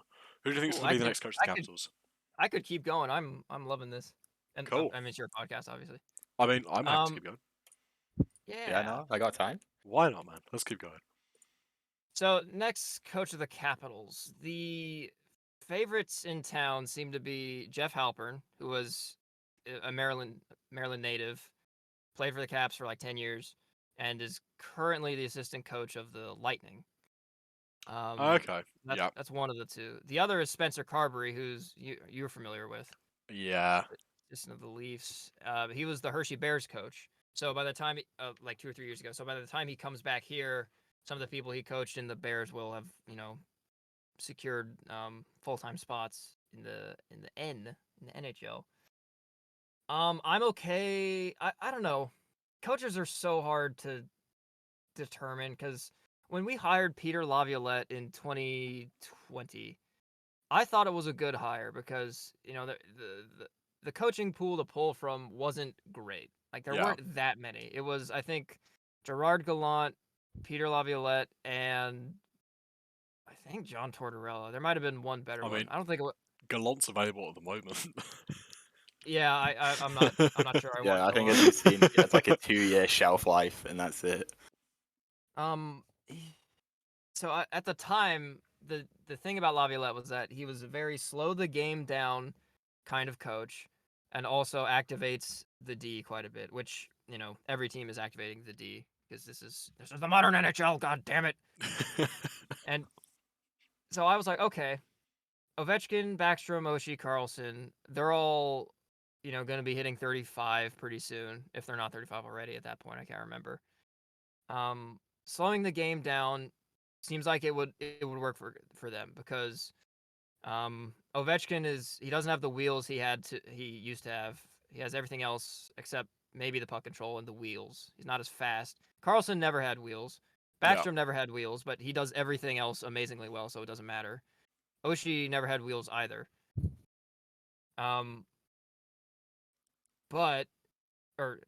So it sounds like a coach with that kind of system would work with the Caps and work really well. And the Caps were a 100-point team for the first 2 seasons with Laviolette. Yeah. The first playoff series against the Bruins, we just got so unlucky with injuries at the end of the year, and you kind of tell going into it that we were going to lose. I was like, Yeah. okay, I mean, it's no one's fault. We have a lot of people playing hurt. 2 goalies that aren't doing that well. I understand that. Against the Panthers, like they were second place in the league, and we were like 6 inches away from a 3-1 series lead. We weren't a contender, but we were still a 100-point team. It's just the rest of the Eastern Conference that was so good. I mean, we were the second wildcard position with 100 points, and last year is when it all fell apart. So all that is to say, it's so hard to tell whether or not the coach is a right fit for the team because they could be Yeah. a great coach, but if you have a coach who's very defense oriented, like Barry Trotz, 5 or 6 years ago, that might be a great fit for the team, but not the superstar. Which, especially if the superstar is getting most of your goals and like he has a production setback, that can be a net loss for your team, even if the coach is a great coach. So you kind of have to do a juggling act once you get the coach, and you can't even know how that's going to go until you hire the coach. So it's a crapshoot. I mean, all these like Jeff Halpern, Spencer Carberry, they sound like great, but I mean, any good coach will sound great when you hire them. Conversely, people were calling for Barry Trotz to be fired all of 2018. Yeah, And that's then true. they won the cup. So sometimes like a coach that you don't like, gets you to the promised land. It's nuts. But if I had to pick, I would say Spencer Carberry. Well, a name has been floating around the past couple of days, and it's been confirmed. I think it was late last night that this coach is meeting with Gary Bettman to talk about his eligibility for returning to the NHL. Joel Quenneville. Coach? Oh, I thought he was going to say Oh, Babcock. No, okay. not Mike That's Babcock. That's interesting. So, if I remember right, he was relieved from the Panthers about a third of the way through last year because of the sex abuse scandal that 2 came weeks, out. I think. Yeah, about then. Oh, that reminds me, Andrew Brunette. Andrew Brunette did great with the Ooh, Panthers. yeah. And he was a cap as well. I'd be He okay won with the Andrew Jack Brunette. Adams He and did. then got fired. Yeah, I think Which all is nominees that year still got the most fired, no? bemusing move to me, but it seems to be working for the Panthers, so I'm not sure I can criticize them too much. Well, Paul Maurice is also a great coach, so True. they have a really good and underrated team, I think. Andrew Brunette was a cap. I'd be cool with hiring him as well. I'm sorry, you had a question and I kind of hijacked it. Well, Andrew Brunette was with the Devils this season, and I think he's still signed to a contract, but I think he's been allowed to go and talk to other teams. But Right. he was in one of the Devils games versus Florida this season. Before the game started, he was arrested for DUI. Andrew Brunette? Andrew Brunette. Oh no. Um, He does kind of have that boozy hair. It's yeah, kind of disheveled in the front, and Yeah, sort I of can pull the balding. picture and he for the was, and whilst he did win the President's Trophy in Florida, and he did win the Jack Adams, I think he won the Jack Adams. The Jack Adams Award basically goes to coaches who are like, "Hey, we didn't think you'd be good, but you are, so here's an Yeah. award." But the key problem with them last season, I think one of the reasons he was fired was even though they won the President's Trophy, almost all of their wins came in overtime. And Oh yeah, they came back a lot, didn't they? yeah, so when it got to the playoffs and there wasn't any more 3-on-3 overtime, they started losing games, which is why they lost the first 2 games to the Capitals. Obviously, then they brought it back, and then they got swept by the Lightning because all of their offense couldn't go through 3v3, and they couldn't push into overtime. And even if they did, it was then, well, we just have to play normal hockey. We can't stall it out and wait for the amount of players to decrease. Oh, interesting. I don't think he would be a good fit for the Caps. You know Okay. who I would throw out as a good pick for the Caps, though? And I think he will be available in the coming weeks? Sheldon Chuck Keefe. Fletcher. Sheldon Keefe. That guy's really? getting fired. So I'm in the same boat with him as I am with Dubas. I don't know what his style of coaching is like, but he's caught with the Leafs. If he had stayed, he would be approaching the same kind of back half of the window stage that the Caps are well into Yeah. as well, just like Dubas would be if he came on as GM. I mean, most of the core four is in their prime, but it's more like of a patience prime that I'm talking about, not an age prime. Like Yeah. people are running out of patience with them because that window's been open for a while. What is Sheldon Keefe's sort of I'm style? not I sure guess. you can give him a specific style. At least I can't look at him and go, oh, he's very offensive orientated or defensively orientated, because the teams that he's constructed seem to be able to just do really well in the regular season in all scenarios. It's just that in the playoffs he gets out coached. Boy, that sounds like the Caps every year up until 2019. And he lost the he won the series against Tampa, but Sheldon Keefe was outcoached in that in the entire series. The players won that series, and then it got to Florida, and he was outcoached consistently because the lines he was putting on the ice, the way he was deploying players, it just wasn't working, and it was very clear that they needed a lineup change and they needed to switch in some of their players that had been scratched, and he just refused to do it. Timothy Liljegren, for the majority of the first round, possibly their best right-handed defenseman, wasn't being used in favour of Justin Hull. Oh yeah. And that's a really Poor Justin stupid Hull. decision. I have no sympathy for that. We wouldn't be Leafs fans if we didn't scapegoat one right-handed defenseman every It's year. You not know, scapegoating. He sucks. I mean, you can't blame everything on Hull. It's like what he said. There was a tweet last year, right in the peak of January, February time, where Justin Hull's shittery really was highlighted, and someone made a fake Twitter account for the Leafs and said for Leafs PR, and they said Justin Hull has been placed on waivers for the purposes of being reassigned to the Newfoundland Growlers, and everyone looked at that tweet and go, you know what, fair enough. No one realised that it was fake, but everyone looked at it and went, fair enough, because he was that bad.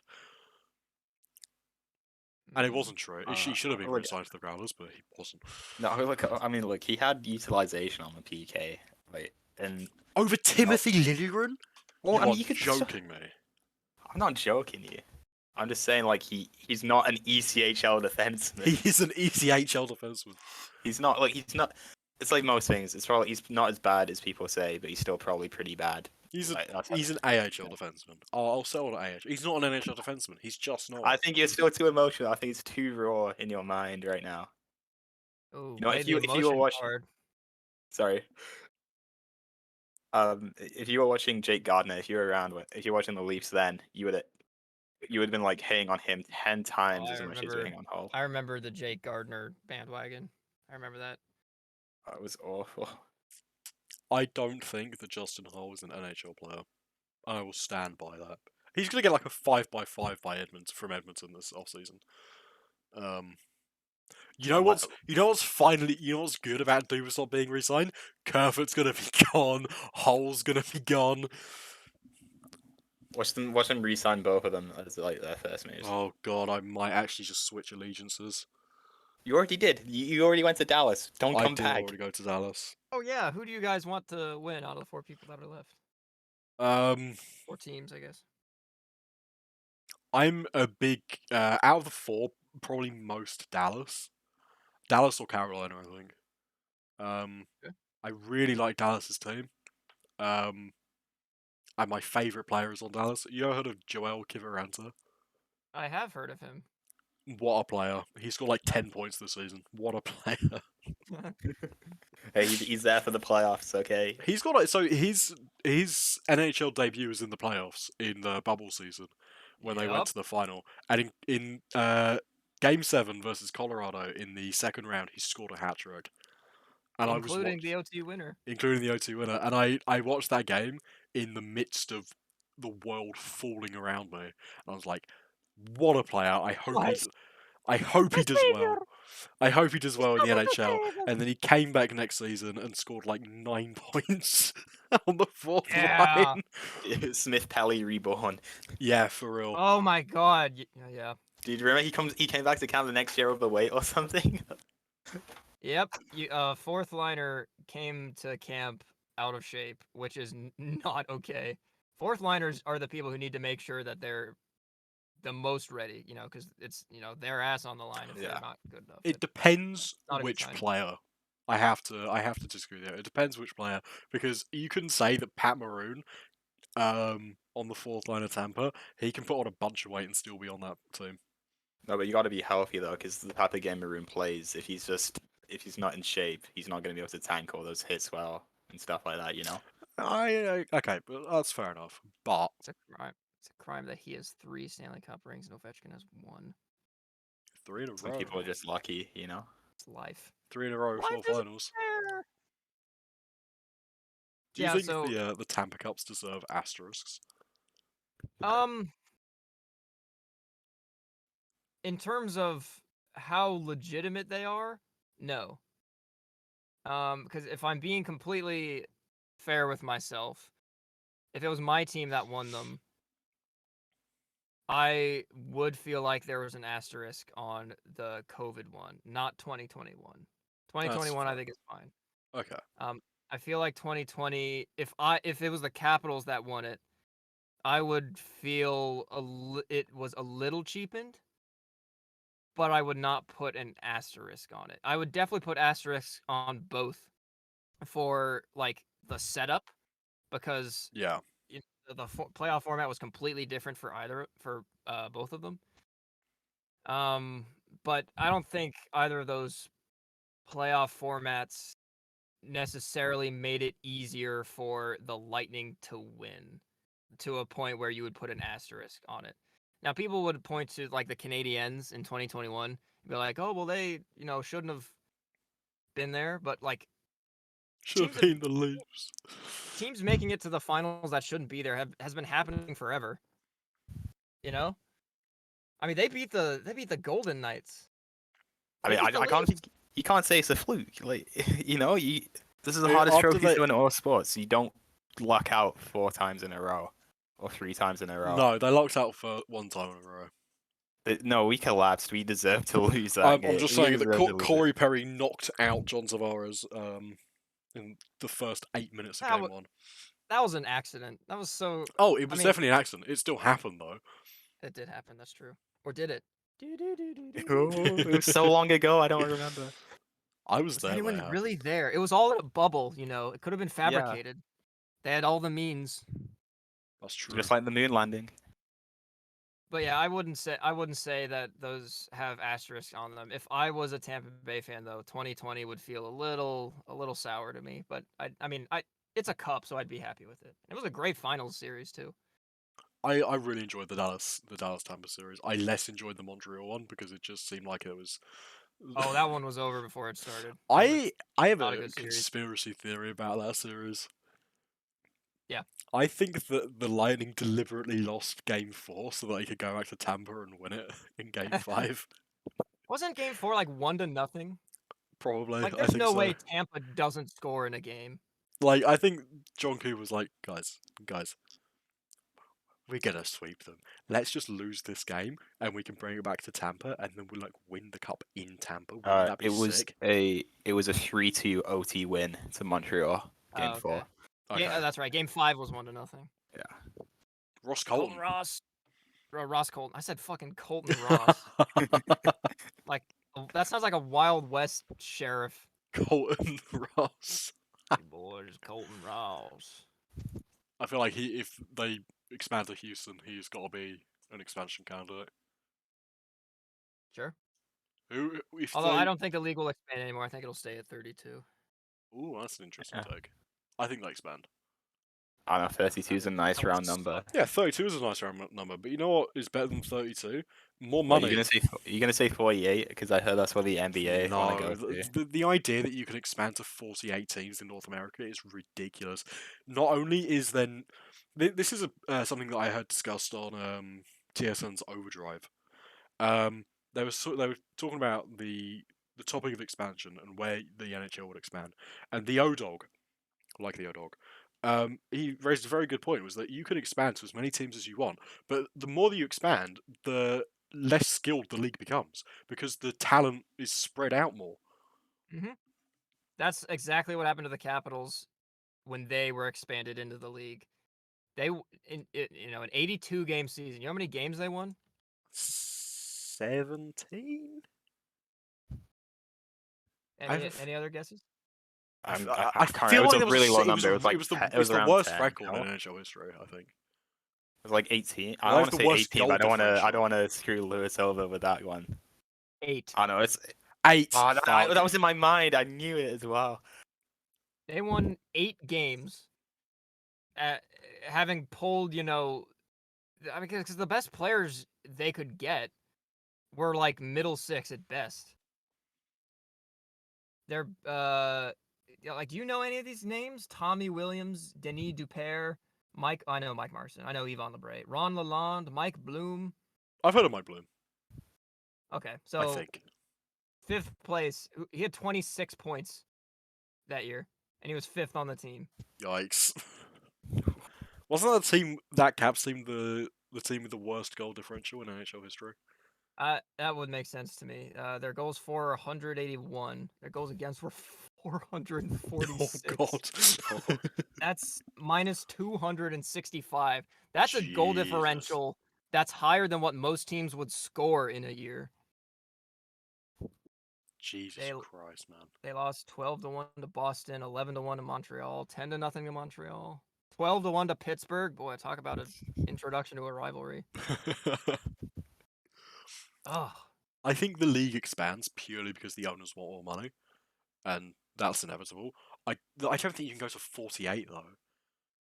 Well, There isn't I've been 48 teams in North America that can sustain an NHL Well, No team. way. I was hearing That's way stuff. too much. We I have was enough hearing trouble stuff with, running 32. Yeah. Sure. 31. I was hearing, like, you can't the call the speed of, Coyotes like, a franchise. Same with like the speed of airplanes and stuff, though. Like maybe they go to Europe even. You see, that is something I'd be really interested to see if it's possible to do. Like a team in London, that'd be insane. Yeah, but you Uh, probably have to change the format though, because you can't have them imagine a London team playing teams in like Vancouver or Seattle. The format, I've thought about this format before. If you expand to Europe, there is a way to do it, but it wouldn't be like too fair on the players. You'd have to make it so that the teams in Europe go to the west side of America to play in series against them, a bit like the MLB. And then you'd have like a homestand for the London team where you have consecutive Western teams coming to play them. Because you can't like have Western teams travelling back and forth every week just to play in London. So you'd have to have like the Western Conference road trip, but like the London team would go to Dallas for a week or like for 4 days, and then to St. Louis for 4 days, and then Chicago for 4 days, and then the Kings for 4 days, and something like that. And then you'd have the same thing, but you'd have Anaheim in London for 4 days, followed by the Kings for 4 days, followed by, something like that. And I think it could work if you had enough players on board and there was enough interest in London for an NHL team. Maybe then we'll actually get What a nice rink as well. Maybe. Well, would it be bad taste to have a team called the Kings play in England? Yes. Okay, so that nixes that idea. What? I don't think it'd be bad taste. It just I It was would be being bad taste. sarcastic. It would just be boring. You'd call them like the. I have no the idea. Elizabeths. I don't know. That'd be Okay. terrible. So The London team, smog. I was gonna say I'm looking at these NIHL team names, and Oh, like no. there's like the Bees Ice Hockey Club. I actually know the owner of the Bees. Really? Is he a beekeeper? No, he's a guy called Doug. Doug. Thanks, Doug. Oh, Solway Sharks. That's cool. No. Oh, okay. Oh, dude. Okay, so if the NHL does expand to England, the team name for that we just need to borrow a name from an existing team. It has to be the Slough Jets. Oh god, that team doesn't exist anymore. No? That's a I'm defunct looking. team. Slough Jets are an ice hockey team from So- Slough, Berkshire, England. So where I go to university, I'm about half an hour away from the Slough Ice Arena. I say ice arena, it's just an ice rink with some seats in. So Right. the Slough Jets used to play there. But the Bracknell Bees, they lost their rink. So the Bracknell Bees now play in Slough. Wow. And I don't think the Slough Jets are a team anymore. And if they are, they're relegated. Boy, it really is a mess over there, isn't it? Yeah. Yeah. I mean, my local team where I'm at the moment is the Romford Raiders. Woo! Shout out Gemma if she's listening. But I don't think she is. I don't think she is either. I think the best English team name, well, the Belfast Giants. There's are the pretty Sea cool. Dogs. What about the Solent Devil? Or what? It says Solent Sea Dogs here. But That's a I like junior Bees team. Ice Hockey Club. The Bees are okay. They Just suck this season. But They're in Slough. they the are in Bees, Slough. apparently. Yeah, Is they this should have Slough been in just like a Bracknell. dump? Yes. I like how the reputation of Slough has made it over to the US. Same with Leeds, I think. So there was a guy in the 40s, I think, who wrote a poem about Slough. It's my dad's favourite poem. Let me read it out to you. It's by John Betjeman. Actually, I might not read this out, but I'll send. think you should. I think you Oh. should. Just take the risk. Take the risk. Okay, so John Betjeman wrote about this in 1937, just before the Second World War. Right. Come friendly bombs and fall on Slough. It isn't fit for humans now. There isn't grass to graze a cow. Swarm over death. Oh my god. It's just like that for another 7 verses, 7 stanzas. Oh man. I'll read that's out. so funny. I'll read out another stanza. But spare the bald young clerks who add the profits of the stinking cad. It's not their fault that they are mad. They've tasted hell. Oh, that cuts deep. Wow. That's by John Betjeman. Shout out John Betjeman. He died in 1984. Slough is such a shithole. It sounds like one. It's like It's Slough. like 5 minutes away from Windsor, which is where the King's main residence is. Yeah. Yeah. I hate the royalty in England. I'm allowed I to hate say Slough. I hate Slough. I hate Slough now. that. I feel it like invading me. You really become a British citizen over this podcast. I'll tell all my friends that I hate Slough. They'll go, what are you on about? What the fuck is a slough? sounds like something on a farm. Oh Yeah, god. that reminds me. You got the Slough. Slough broke down. When I was meeting my friends on the team for the first time, one of my friends, I think it was Ainsley. I think it was Oh, somebody. Ainsley. Yeah, Hi, you know Ainsley. We all know Ainsley. Yeah, some of them said, "Oh, my friend Roche and I are gonna go do something," and then their mum was like, "What's a Roche?" Shit, cuts deep. I get that sometimes too, except it's what's a gram? What is No? I that? mean, Okay, what is a never gram? mind. It's a good question. Graham or Graham? Tried to make a joke and it didn't work. All right, no, hang on. We'll on the soundboard. Okay, hang on. Hey! There we go. No Thank one you, can hear that thank on you, the faceless soundboard. podcast. This one probably would have been more appropriate. Again, no one can hear this. You're just You're making gonna have to sounds edit to in. yourself. Oh, Lewis, you gotta do your impression of the noise so people know what we're talking I about. don't even know what noise you're doing. I can't see it. The wow wow wow wow.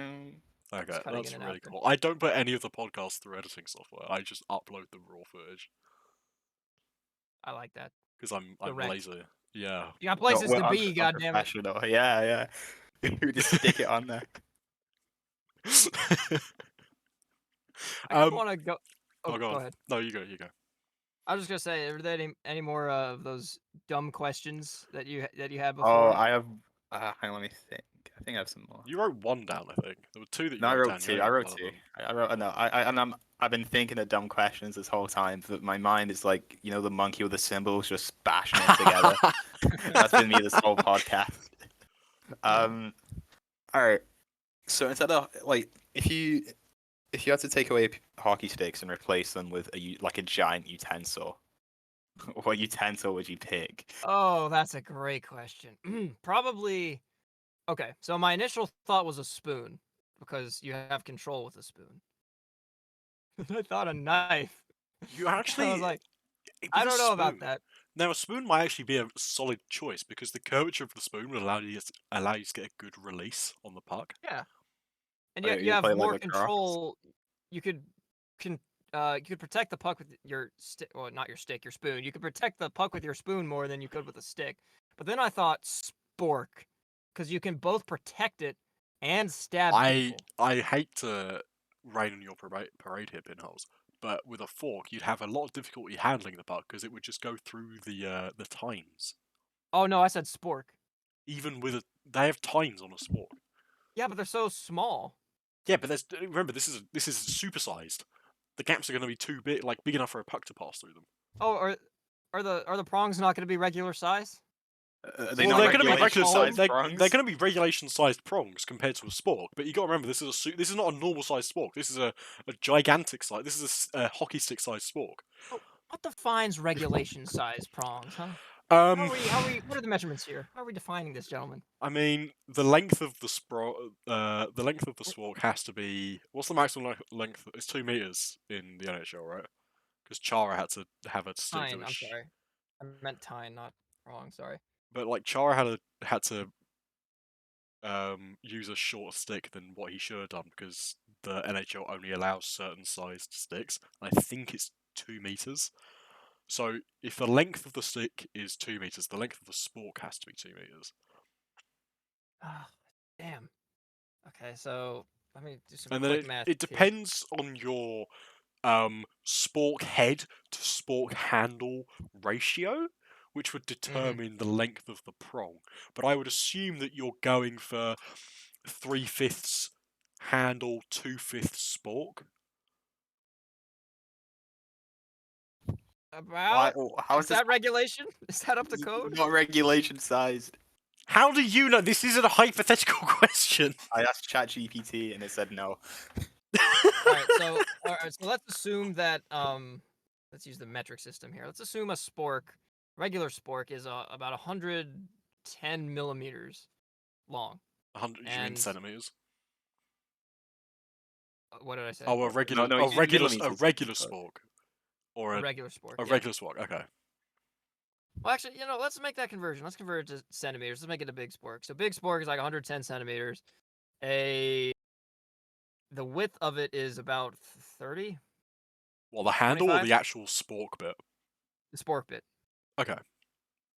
So looking at this very high-tech image here and doing some quick math with my brain, it looks like the tines are about maybe 20. So the tines would probably be 20 centimeters long, which is it's like 9 inches.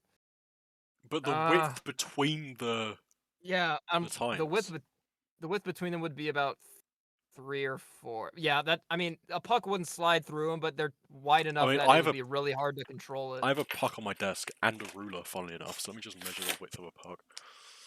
About 3.5 wide, I think. It is 7 centimeters wide. What is that in inches? 2 and a bit. 3 inches. Oh, so I was right. Cool. So yeah, Oh fuck. it would be bouncing off the tines like every time you dribble the puck.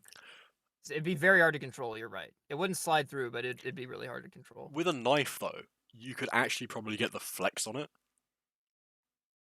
That's true. Is it this? I'm assuming these are like silverware. Yeah. Giant. Yeah. Okay.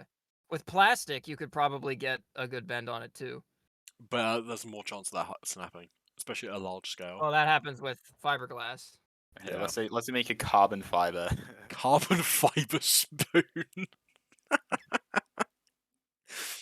What if you went for like a Well, something that I've never understood is why some players don't use like 2 sticks. Imagine a Probably because defenseman with 2 sticks. oh, I mean, I imagine it's probably control and strength. Like, it's hard enough to catch a puck with one hand on your stick, especially if it's kind of a zipped pass. 2 sticks, managing the puck with 2 sticks, you have a lot less strength, a lot less leverage, a lot less control. Defending with 2 sticks, your coordination is probably going to be all over the place. And it would also look really stupid. The whole game of ice hockey looks stupid anyway. It does. It looks very silly. But it looks even stupider. What? Your face. No, that. Whoa, whoa, whoa, whoa, whoa. Oh, Oh my god, man.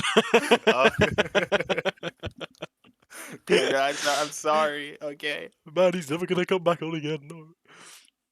I would say I was gonna say anything below like Division 1B in the World Championships, because I mean the scores there are like 22-0. It's really funny. Like Don't- hockey where it's yeah. not competitive. That's sad. Don't But anyway, diss where the Great Britain team are, Mr. Pinholes. no, they made it to the big leagues. They were did they make were it in to Division 1. They are now, next year, they will be playing Division 1. No, they were in Division 1 the top division is just called the Championship. Oh, The division yeah. below that is called Division 1. So they were in Division 1 this year. It's the next year they're playing in the top division because they got promoted. Because I watched that game actually where they beat Italy. Oh, that's sick. Apparently Italy should have won, but they just shat themselves on the ice. Yeah, I don't know, man. I don't think Italians should be allowed to play hockey. That's, that's an But then we'd have no Spets. We'd have no Spezza. We would have Spencer. He was born in Canada. No, but no, I'm going back. I'm following We his wouldn't have. ancestry. We wouldn't have. Oh, Lucas so you're like a Caesar. generational racist. I see. I'm just a current day racist. We're Gotta clipping be it. thorough. We're What can I putting it on the say? internet. Pinholes Um, Graham comes out as racist. Exclusive. Exclusive interview. Maybe a spatula. Like I feel like Ooh, spatulas okay. have a decent bend. There's not really a curve on a spatula, but there way back in the day there weren't curves on sticks either, and they made do. Would you, if you had to put like supersized utensils in the game, would each player be able to choose their utensil, or would you have just a universal one utensil? Oh, that's a great question. I would say you'd probably give them a choice of 3. Because For safety reasons, you'd take the knife out. well, no, because you could use the not a sharp knife, but you could use the blunt knife for forwards because it's probably got a better release, and then put the defenders with spoons. Yeah, that could work. I could see that, provided that None of them are Radko Gudas and try and club a defenseless player over the head with it. Goodis is my favourite player, man. Like, one of my favourite players. I want him on the Leafs so badly. Well, he was in your goalie's face. It was after that goal, it was about as close as he'll get, probably. Yep, thanks for reminding me. Appreciate that. Sorry, You know, I that didn't picture. I hate that picture. Yeah. I think it's I- terrible. It's such I an like. unclassy move. I mean, I get that, like, it's in the heat of the moment and he's really happy. So I mean, like, you could cheer right there, but don't like lean into the guy you just eliminated Yeah. and give him like a soyak face. Well, It is a well, soyak face. His mouth is like I know, perfectly yeah. like elliptical, and his beard does not help. When he was on the Capitals, he did nothing. By the way, That doesn't surprise me. Most of the time, he does nothing apart from yelling young goalies' faces and beat the shit out of players for no good reason. Or cause blatant interference on an overtime play that should have been called, and instead it results in the game-winning series goal for the Florida Panthers. talking about holding the stick. Yeah. Yeah, I don't know. I feel like that generally gets let go in the playoffs. It doesn't matter. Should have been called. Okay, then that's me told. I mean, we spoke about it. Like in the later the series goes, the less likely a call is going to be. So I Yeah. So you gotta take it. I hate the refs so much. I saw that game one between Florida and Carolina. I think it was the 7th longest game in NHL history. I saw the whole overtime, all You 3, watched almost all of 4. it? Yeah, I stayed up to like 2:30 over here. Okay, so Um, for here it would have been like 9 o'clock in the morning when it finished. Yeah, I went to bed at like 5. I was like, Me and I'm- Frankie stayed up and watched the first overtime, and it was getting sunlight outside. uh, that's the advantage of being over here, I guess, further away from the sun. But yeah, there were no penalties. There was one I didn't. Sorry, there were two. One was called and expired before I started watching, and then there was one called while I was watching, but I was looking away for a second, so I missed it. But like people were like getting tripped up, interfered with, falling down, not like egregiously, but they were like sold to the point where like they'd be called twice over during the regular season and nothing got called. And I was Yeah. so thankful for it. As much as it like, screwed the Leafs over, I think it's generally better when that happens for a couple of reasons. One, there's just fewer stoppages, and that's good. Two, the crowd either loves the call or hates it. Either way, they're more invested in it, and an invested crowd is an invested watcher at home. Invested crowds make everything so much better. Also, you just kind of know what you're getting. You know that everyone's getting screwed over. No one is getting an advantage from the refs. And like whatever happens is gonna happen, straight up 5-on-5. It's gonna be like mano y mano. What I thought was interesting in that game, especially in overtime, was that in the first minute of the first period of overtime, Florida got called for a penalty, and within like 2 minutes, Carolina got a makeup call, which I thought was, Florida got a makeup call, so Carolina got sent to the box, which I thought was stupid. Not That is because the stupid. penalties weren't penalties, because they probably were, but the fact that the more the playoffs go on, the less penalties get called, and in overtime, barely any penalties get called. So the fact that 2 were called in the first 5 minutes, I thought was just insane. I think it was more funny that neither of them scored, apart from Florida, who did score the goal and then it get called back. Yeah. What did you think of that call, by the way? Because goalie Oh, interference is like a big issue now. The last couple of years. I with that one, I think you can make fair arguments for both it being goaltender interference and not being goaltender interference. It was a difficult one because for me, because I saw that I think it was Nick Cousins who was in front of the net, but he was It being was Colin in. White. Oh, Colin White, but he was being pushed in by Brett Pesce. I think he was Yeah. the defenseman. Mhm. But there was clearly goaltender interference. So it was a bit of a difficult one. I think whatever way they would have called it, it would have been the right call, if that makes any sense. Yeah, it could have gone either way. But I think that the refs have been so incredibly inconsistent and bad throughout the whole playoffs. That was probably one thing they probably got right. What I'm more annoyed about in reference to goalies is the overturned goal in Game 5 versus the Panthers in Round 2 in the Leaf series. Oh, against the Maple Leafs. Yeah, I understand why they did it. I'm still mad But about it. were you invested in either of those teams at all? Maybe a little bit. You wouldn't know. I watched Game 5 of him. He looked so bored. Me and Roche watched that game together in person, and Roche was the most emotional I've ever seen him. He actually cried when the Leafs lost. I cry Dude, every time they lose. I don't blame you. Like playoffs are it's like free it's like free drugs. Like not like the kind that just makes you like all over the place. Yeah, you should have seen me in 2013. My dad recorded the game for me. Oh dear. So I came back after school, and he's like, "You sure you want to?" He was like, "You sure you want to watch this? It's quite a boring game. I can just tell you who won." I was like, "No, it's Game 7. I gotta watch it." I pulled my eyes out the whole day. Like, Oh man. I don't know if I ever outright cried at the Caps getting eliminated, but I definitely like had like days where I was just depressed and couldn't do anything. See, I think odd in that sense in reference to hockey because I'm like a die-hard Leafs fan. But I am incredibly unaffected by their results I because mean, you're probably used to it. yeah, well, I've actually only been a fan of hockey since the 2019-20 season. I only started watching the NHL in that season.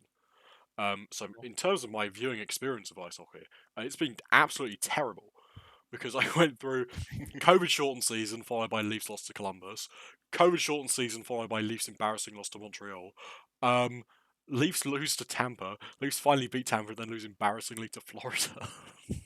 Yeah. I heard your story on one of your videos about your experience watching the Caps win the cup, which I thought was quite Oh interesting. yeah. What was it like Oh being there when they won? Because I know that you didn't. It didn't sound like you had a great view of the screen because there was a tree in the way, no. if I remember Oh, correctly. it was awful for so many reasons. I think in that video I mentioned if the Caps did not win the cup that night, it would have been the worst time I've ever had watching a sporting event. Yeah, Period. Not just hockey.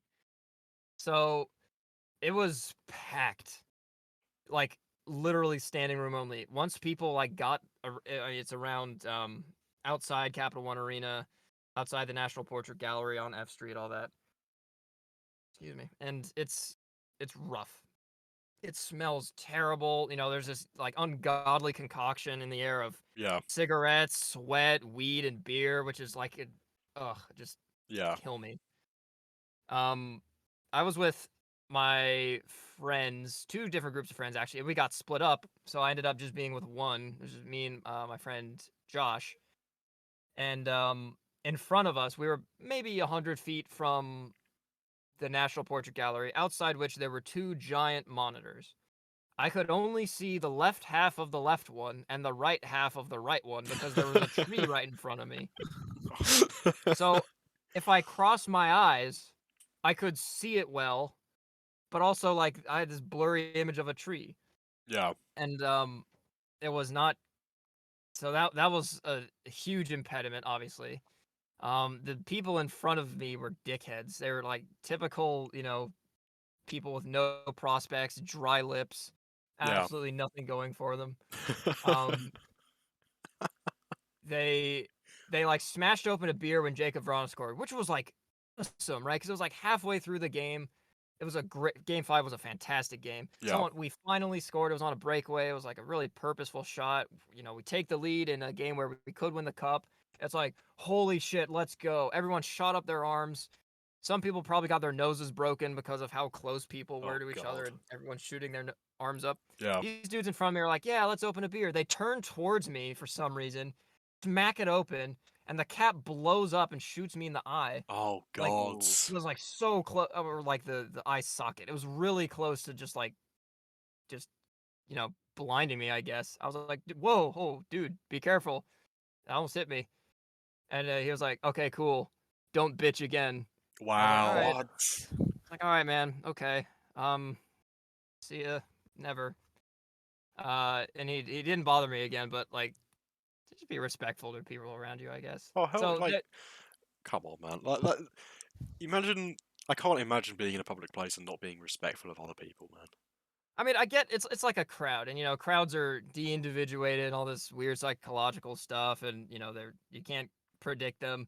But I mean, I wasn't rude to this guy. I was like, hey man, just watch out. That'll, he almost hit my friend too, Yeah. and he was just like rude for no reason. I was like, okay. I mean, everyone else though that I interacted with was like perfectly fine and courteous. It was like just that one guy for some reason. Yeah. Behind me to the right in the road, there was a TV truck. And about in the second period sometime, I think, some drunk kids who I assumed were in college, or at least early 20s, got up on it and just started, making a ruckus. And it was like, hey, yeah, don't fall off, because there are no railings on top of that thing. I don't know Yeah. how they got up there. Well, I swear, I hope this isn't true, but this is just what my eyes were telling me. I think like one girl almost went down on one guy up there, like in So, front of everyone. Like almost, it didn't happen. I think like he got her off it, but yeah, it was like not good. There were definitely parts of that crowd that were just completely. They were just there for you know the the the nutsness chaos. of it, and not the actual hog. Yeah. I was just trying to watch around my tree, man. It was just me and the tree. Trying to see the Caps win the cup, and then they did win, and I was like, finally, we can all just like celebrate. I don't have to worry about people, giving oral on top of a satellite truck, or dudes in front of me blowing open a grenade or whatever. We can all just celebrate. And then like it got worse. Oh, I heard People, about your car situation. That must have been. oh, I'm not even getting to the car part yet. This is before that. Oh god. This is like as the final buzzer sounded. So this dude in front of me, like, not the same guy, a different guy. He starts ripping up a stop sign. I don't know why. He's like, this stop sign was. He just chose an enemy, and he's like, the stop sign, and he just started, like shimmying it back and forth, trying to rip it up out of the ground. Some other people started ripping the branches off the tree for some reason, which I was like, thanks, you're doing What? this way too late. One girl eventually like shooed them off and like put her arms around the tree like protectively. It was kind of funny. Someone set off firecrackers, which definitely got the police called at some point. Oh, 100%. It was a madhouse. I feel like, when the Philly, or not the Phillies, when the Eagles won the Super Bowl like 2 or 3 or longer than that, like 5 or 6 years ago. yeah, I think I remember. Yeah. I do not. There was footage in the internet of people just doing the most dumb shit. It's like, what? How are you? It doesn't even look like you're happy. It looks like you're rioting. It's Philadelphia. What do you expect? Well, that's kind of this. That was kind of the scene where I was in Washington at the corner there, and like I was like, oh, it was rough. I was expecting it to be great because I went to the Game 7 watch party against Tampa that year inside the arena. It's like half full, and that was amazing. Everyone was like. I guess it was because it was, in an arena and there's like a code of conduct. But people deserve to be cold. They need laws to control them. See, like And hearing looking that hockey up, I was mad. experiences from Americans and like from people who live in bigger hockey markets is really interesting because my experiences of hockey games, I've only ever been to like 2 proper hockey games. I went to a international casual match in February of this year between um, Japan and Romania. They were playing in England for some reason. And Okay. the only crazy thing rekindling some Cold War mentalities there. it, it was quite the game was really interesting. Japan won by a landslide. It was really interesting to watch them play as well. But the funniest thing about that was that so where the block I was sitting, me and my brother went and we were sitting above the benches, which was really cool.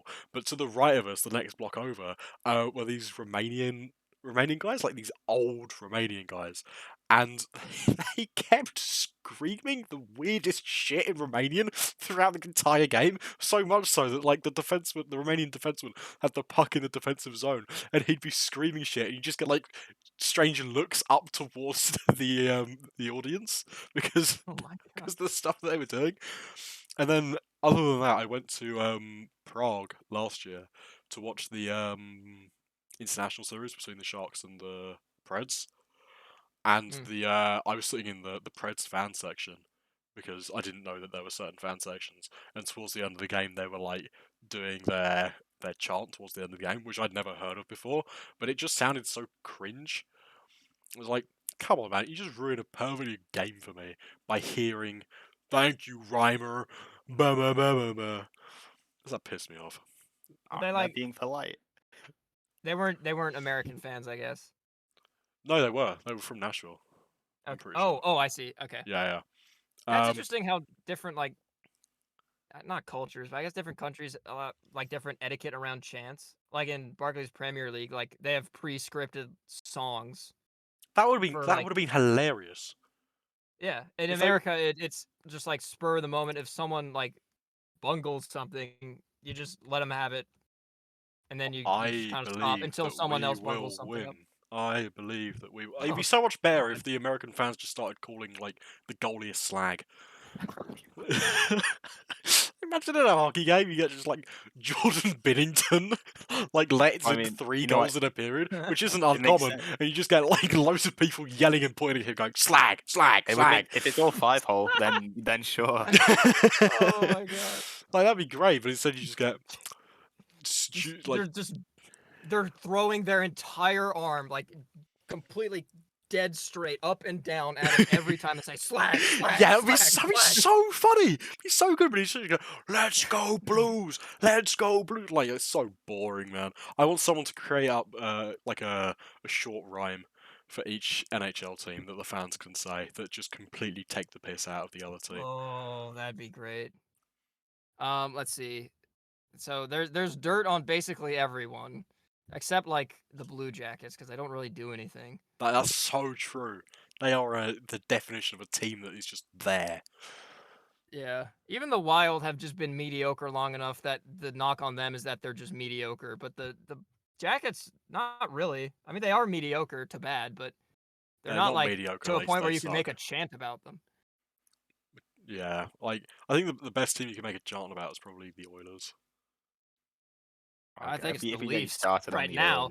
Oilers, Okay, Pinholes. What about the Capitals? Well, if we're huh? being hey, and up until 2018, it was the Caps. It would have been the Caps back then.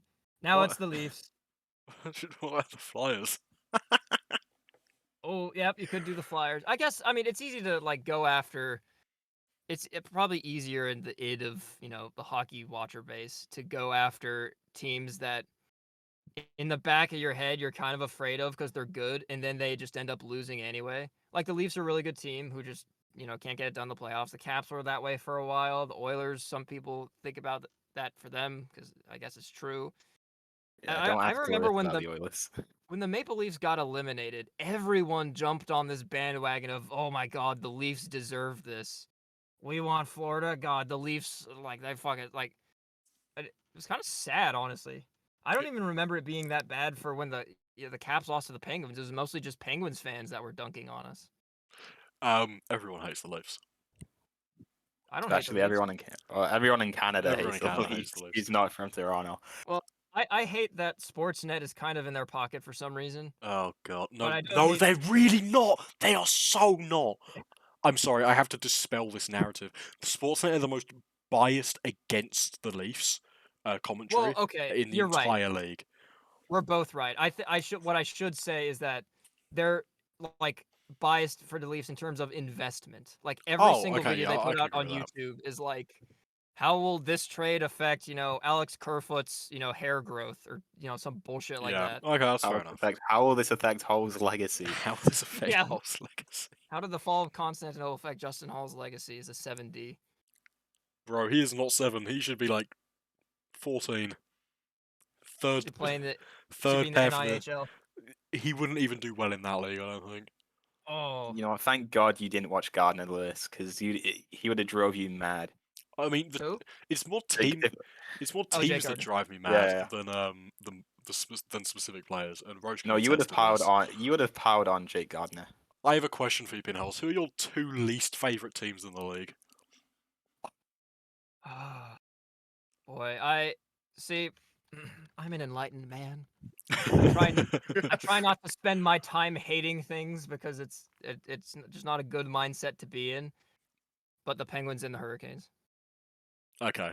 You see, The Penguins for obvious reasons, but the Penguins I also kind of respect. Like they respect us, even though we just absolutely hate each other because we're yeah, both such good franchises. you got that They're generational rivalry going on. yeah, like twice over too. Um, the Hurricanes. Well, actually, I don't know if it's the Hurricanes or the Golden Knights. The Hurricanes is more just like they're irritating and like their social media is irritating. They tried to start this rivalry with the Caps after they beat us for some reason that just made no sense. So I guess no, I don't care about the Hurricanes enough to dislike them. I guess I take that back. Um, Probably the Knights just because the way they're run is not great. It seems like every time someone goes to their team, like they immediately club someone over the head with a stick or something. That's fair enough. Yeah, you know, those are reasonable hatreds. What about you, A good friend Roche? of mine is a Knights fan though, and he's all right. Like Uh, he's a good sport. I mean, the fans of each team I don't necessarily hate. It's just the actual teams themselves. I have 2 teams that I absolutely despise. Sure. oh God, let's not get into another hour-long rant about the Oilers, eh? I'm not. Why the Oilers? Okay, so I absolutely despise the Oilers and the Canucks because Interesting. actually, okay, I don't despise the Canucks. I just think the Canucks are so horrendously badly run, and it's laughably bad. Mainly because, and I cannot like, I cannot express how much I laughed when they traded Bo Horvat on the 30th of January this year, right? And they got Mhm. a first, a second, and Artu Ratu and Ansi Bavillier from that trade, right? They send Artu Ratu down to the minors for some reason. Bit odd. Ansi Bavillier stays with the team. They have a first and a second left. They keep the second. No, sorry, I'm not sure if they do keep the second or not. But they trade the first to Detroit, which doesn't make any sense for Philip Hronek of all players. Yeah, I mean Philip Hronek is definitely like a young player who's good now, but he's not worth a first. He's not worth a first, and they traded. That's not only they traded a second as well. They traded a first and a second for Philip Hronek and a fourth. Hmm. Like that is a ridiculous trade, and I think it's hilarious that the Canucks are suffering under the wrath of Francesco Aquilini. I hate the Oilers because I believe that they have 2 of the greatest players of all time in Leon Draisaitl and Connor McDavid, and they just refuse to construct a good team around them. Well, having as a fan of a team that had a similar, 2 superstars that couldn't get the right team around them for the longest time. I think sometimes the solution is you don't build a team around them. You just build a good team with them. Yeah, but You Ken Holland and Peter Chiarelli refuse to do that. I well, Peter Chiarelli sucks, so Peter Chiarelli does that's suck. on him. Ken Holland also sucks. Oh, I don't know. He was so good for the Red Wings for No, so he long. inherited that franchise. He drafted really well, That like is a insanely well. complete lie. I want you to go back and look at the last 4 years of Oilers draft picks. I want you to name one player that's good. Oh, I'm talking about for the Red Wings. So the Oilers get some more. You mentioned Edmonton. He becomes a different man. You know. the Yeah, I mean, yeah, he probably just carrying over. Let's see. Last 4 years in the old Edmonton. Dude, Reed Schaefer. What a guy. he got traded. Oh, I was just kidding. It was just the first name I saw. He was there. Oh my. He was there. Maximus Wanner? What? They got him? Maximus Wanner? So Reed Schaefer Is was there a there. Maximus Wanner in here? Reed Schaefer was their 30th overall pick from last season, and he got traded to Nashville in the Ekholm trade. Uh-oh. Yeah, Dude, all the like biggest trades in the regular season, like those teams never win the cup. no, Never. no. I mean, It's look the at right Florida. trade. They actually did nothing at the trade deadline, and they're in the Eastern Conference Final. Yeah. Yeah, you have a point. I think Philip Broberg is a good pick, but he was a really high pick. So there's Evan Bouchard as well. I could make an excuse for Evan Bouchard because he's been pretty good, but I want like the defense of the Edmonton Oilers, like the defense core and their goaltending and their bottom six is like their strength is their top six, right? But you can only do so much with 6 players. Darnell Nurse is not worth 9.25 for 8 years. Yeah, that's not good. Matthias Ekholm disappeared in the playoffs. He was really, really good in the regular season towards the end of the season for the Oilers. And then he just did nothing in the playoffs. And then you've got Evan Bouchard, who's okay. He's not amazing, but he's okay. He's probably the Oilers' best defenseman, which is god awful. And then who have you got? Like Vinny Desharnais, who That's isn't not an an NHL. NHL That's not an defenseman. NHL defenseman. Dude, Tyson Berry. He's not with the team anymore. He got Oh, he's traded. not? He got traded. He's in Nashville now. He got traded with Reed Schaefer to the Nashville Predators for Matthias Ekholm. Oof. And Cody Ceci. Leafs Yeah. legend. Cody legend. Ceci was actually like good in the first 2 years he was with Edmonton for some reason. No, that Maybe it was- that is a lie and an Maybe it was overstatement. Toronto. He was good in Pittsburgh. So he went to Toronto. It might have been Pittsburgh. He yeah. was in Ottawa. He got traded to Toronto. He did terrible in Toronto. He signed a contract with Pittsburgh for 1 year. Did surprisingly well with Pittsburgh, and then signed like a $20 million contract with Edmonton. Okay, I guess I'm thinking of Pittsburgh then. It seems like a lot of players when they go to Pittsburgh, they either do great or just absolutely suck. Like, fair play to him. He did do really well in Pittsburgh, and he probably did deserve that contract if he managed to stay at that level. He just didn't. Right. And then you look at the bottom six of the Oilers. They're just guys you've heard of like 15 years ago. Yeah. Derek Ryan, I think, is their fourth line center. Matthias Janmark, who was terrible on the Stars and was waived earlier on this year. They've got Klim Kostin, whose only redeeming feature is that he's tall. Is he dating your ex or something? I think I'm actually taller than him. You got the entire bottom six of the Oilers is dating Lewis's ex. He's 6'3". You must be pretty tall. Oh, okay. I'm a bit shorter than him then. I'm All 6'2".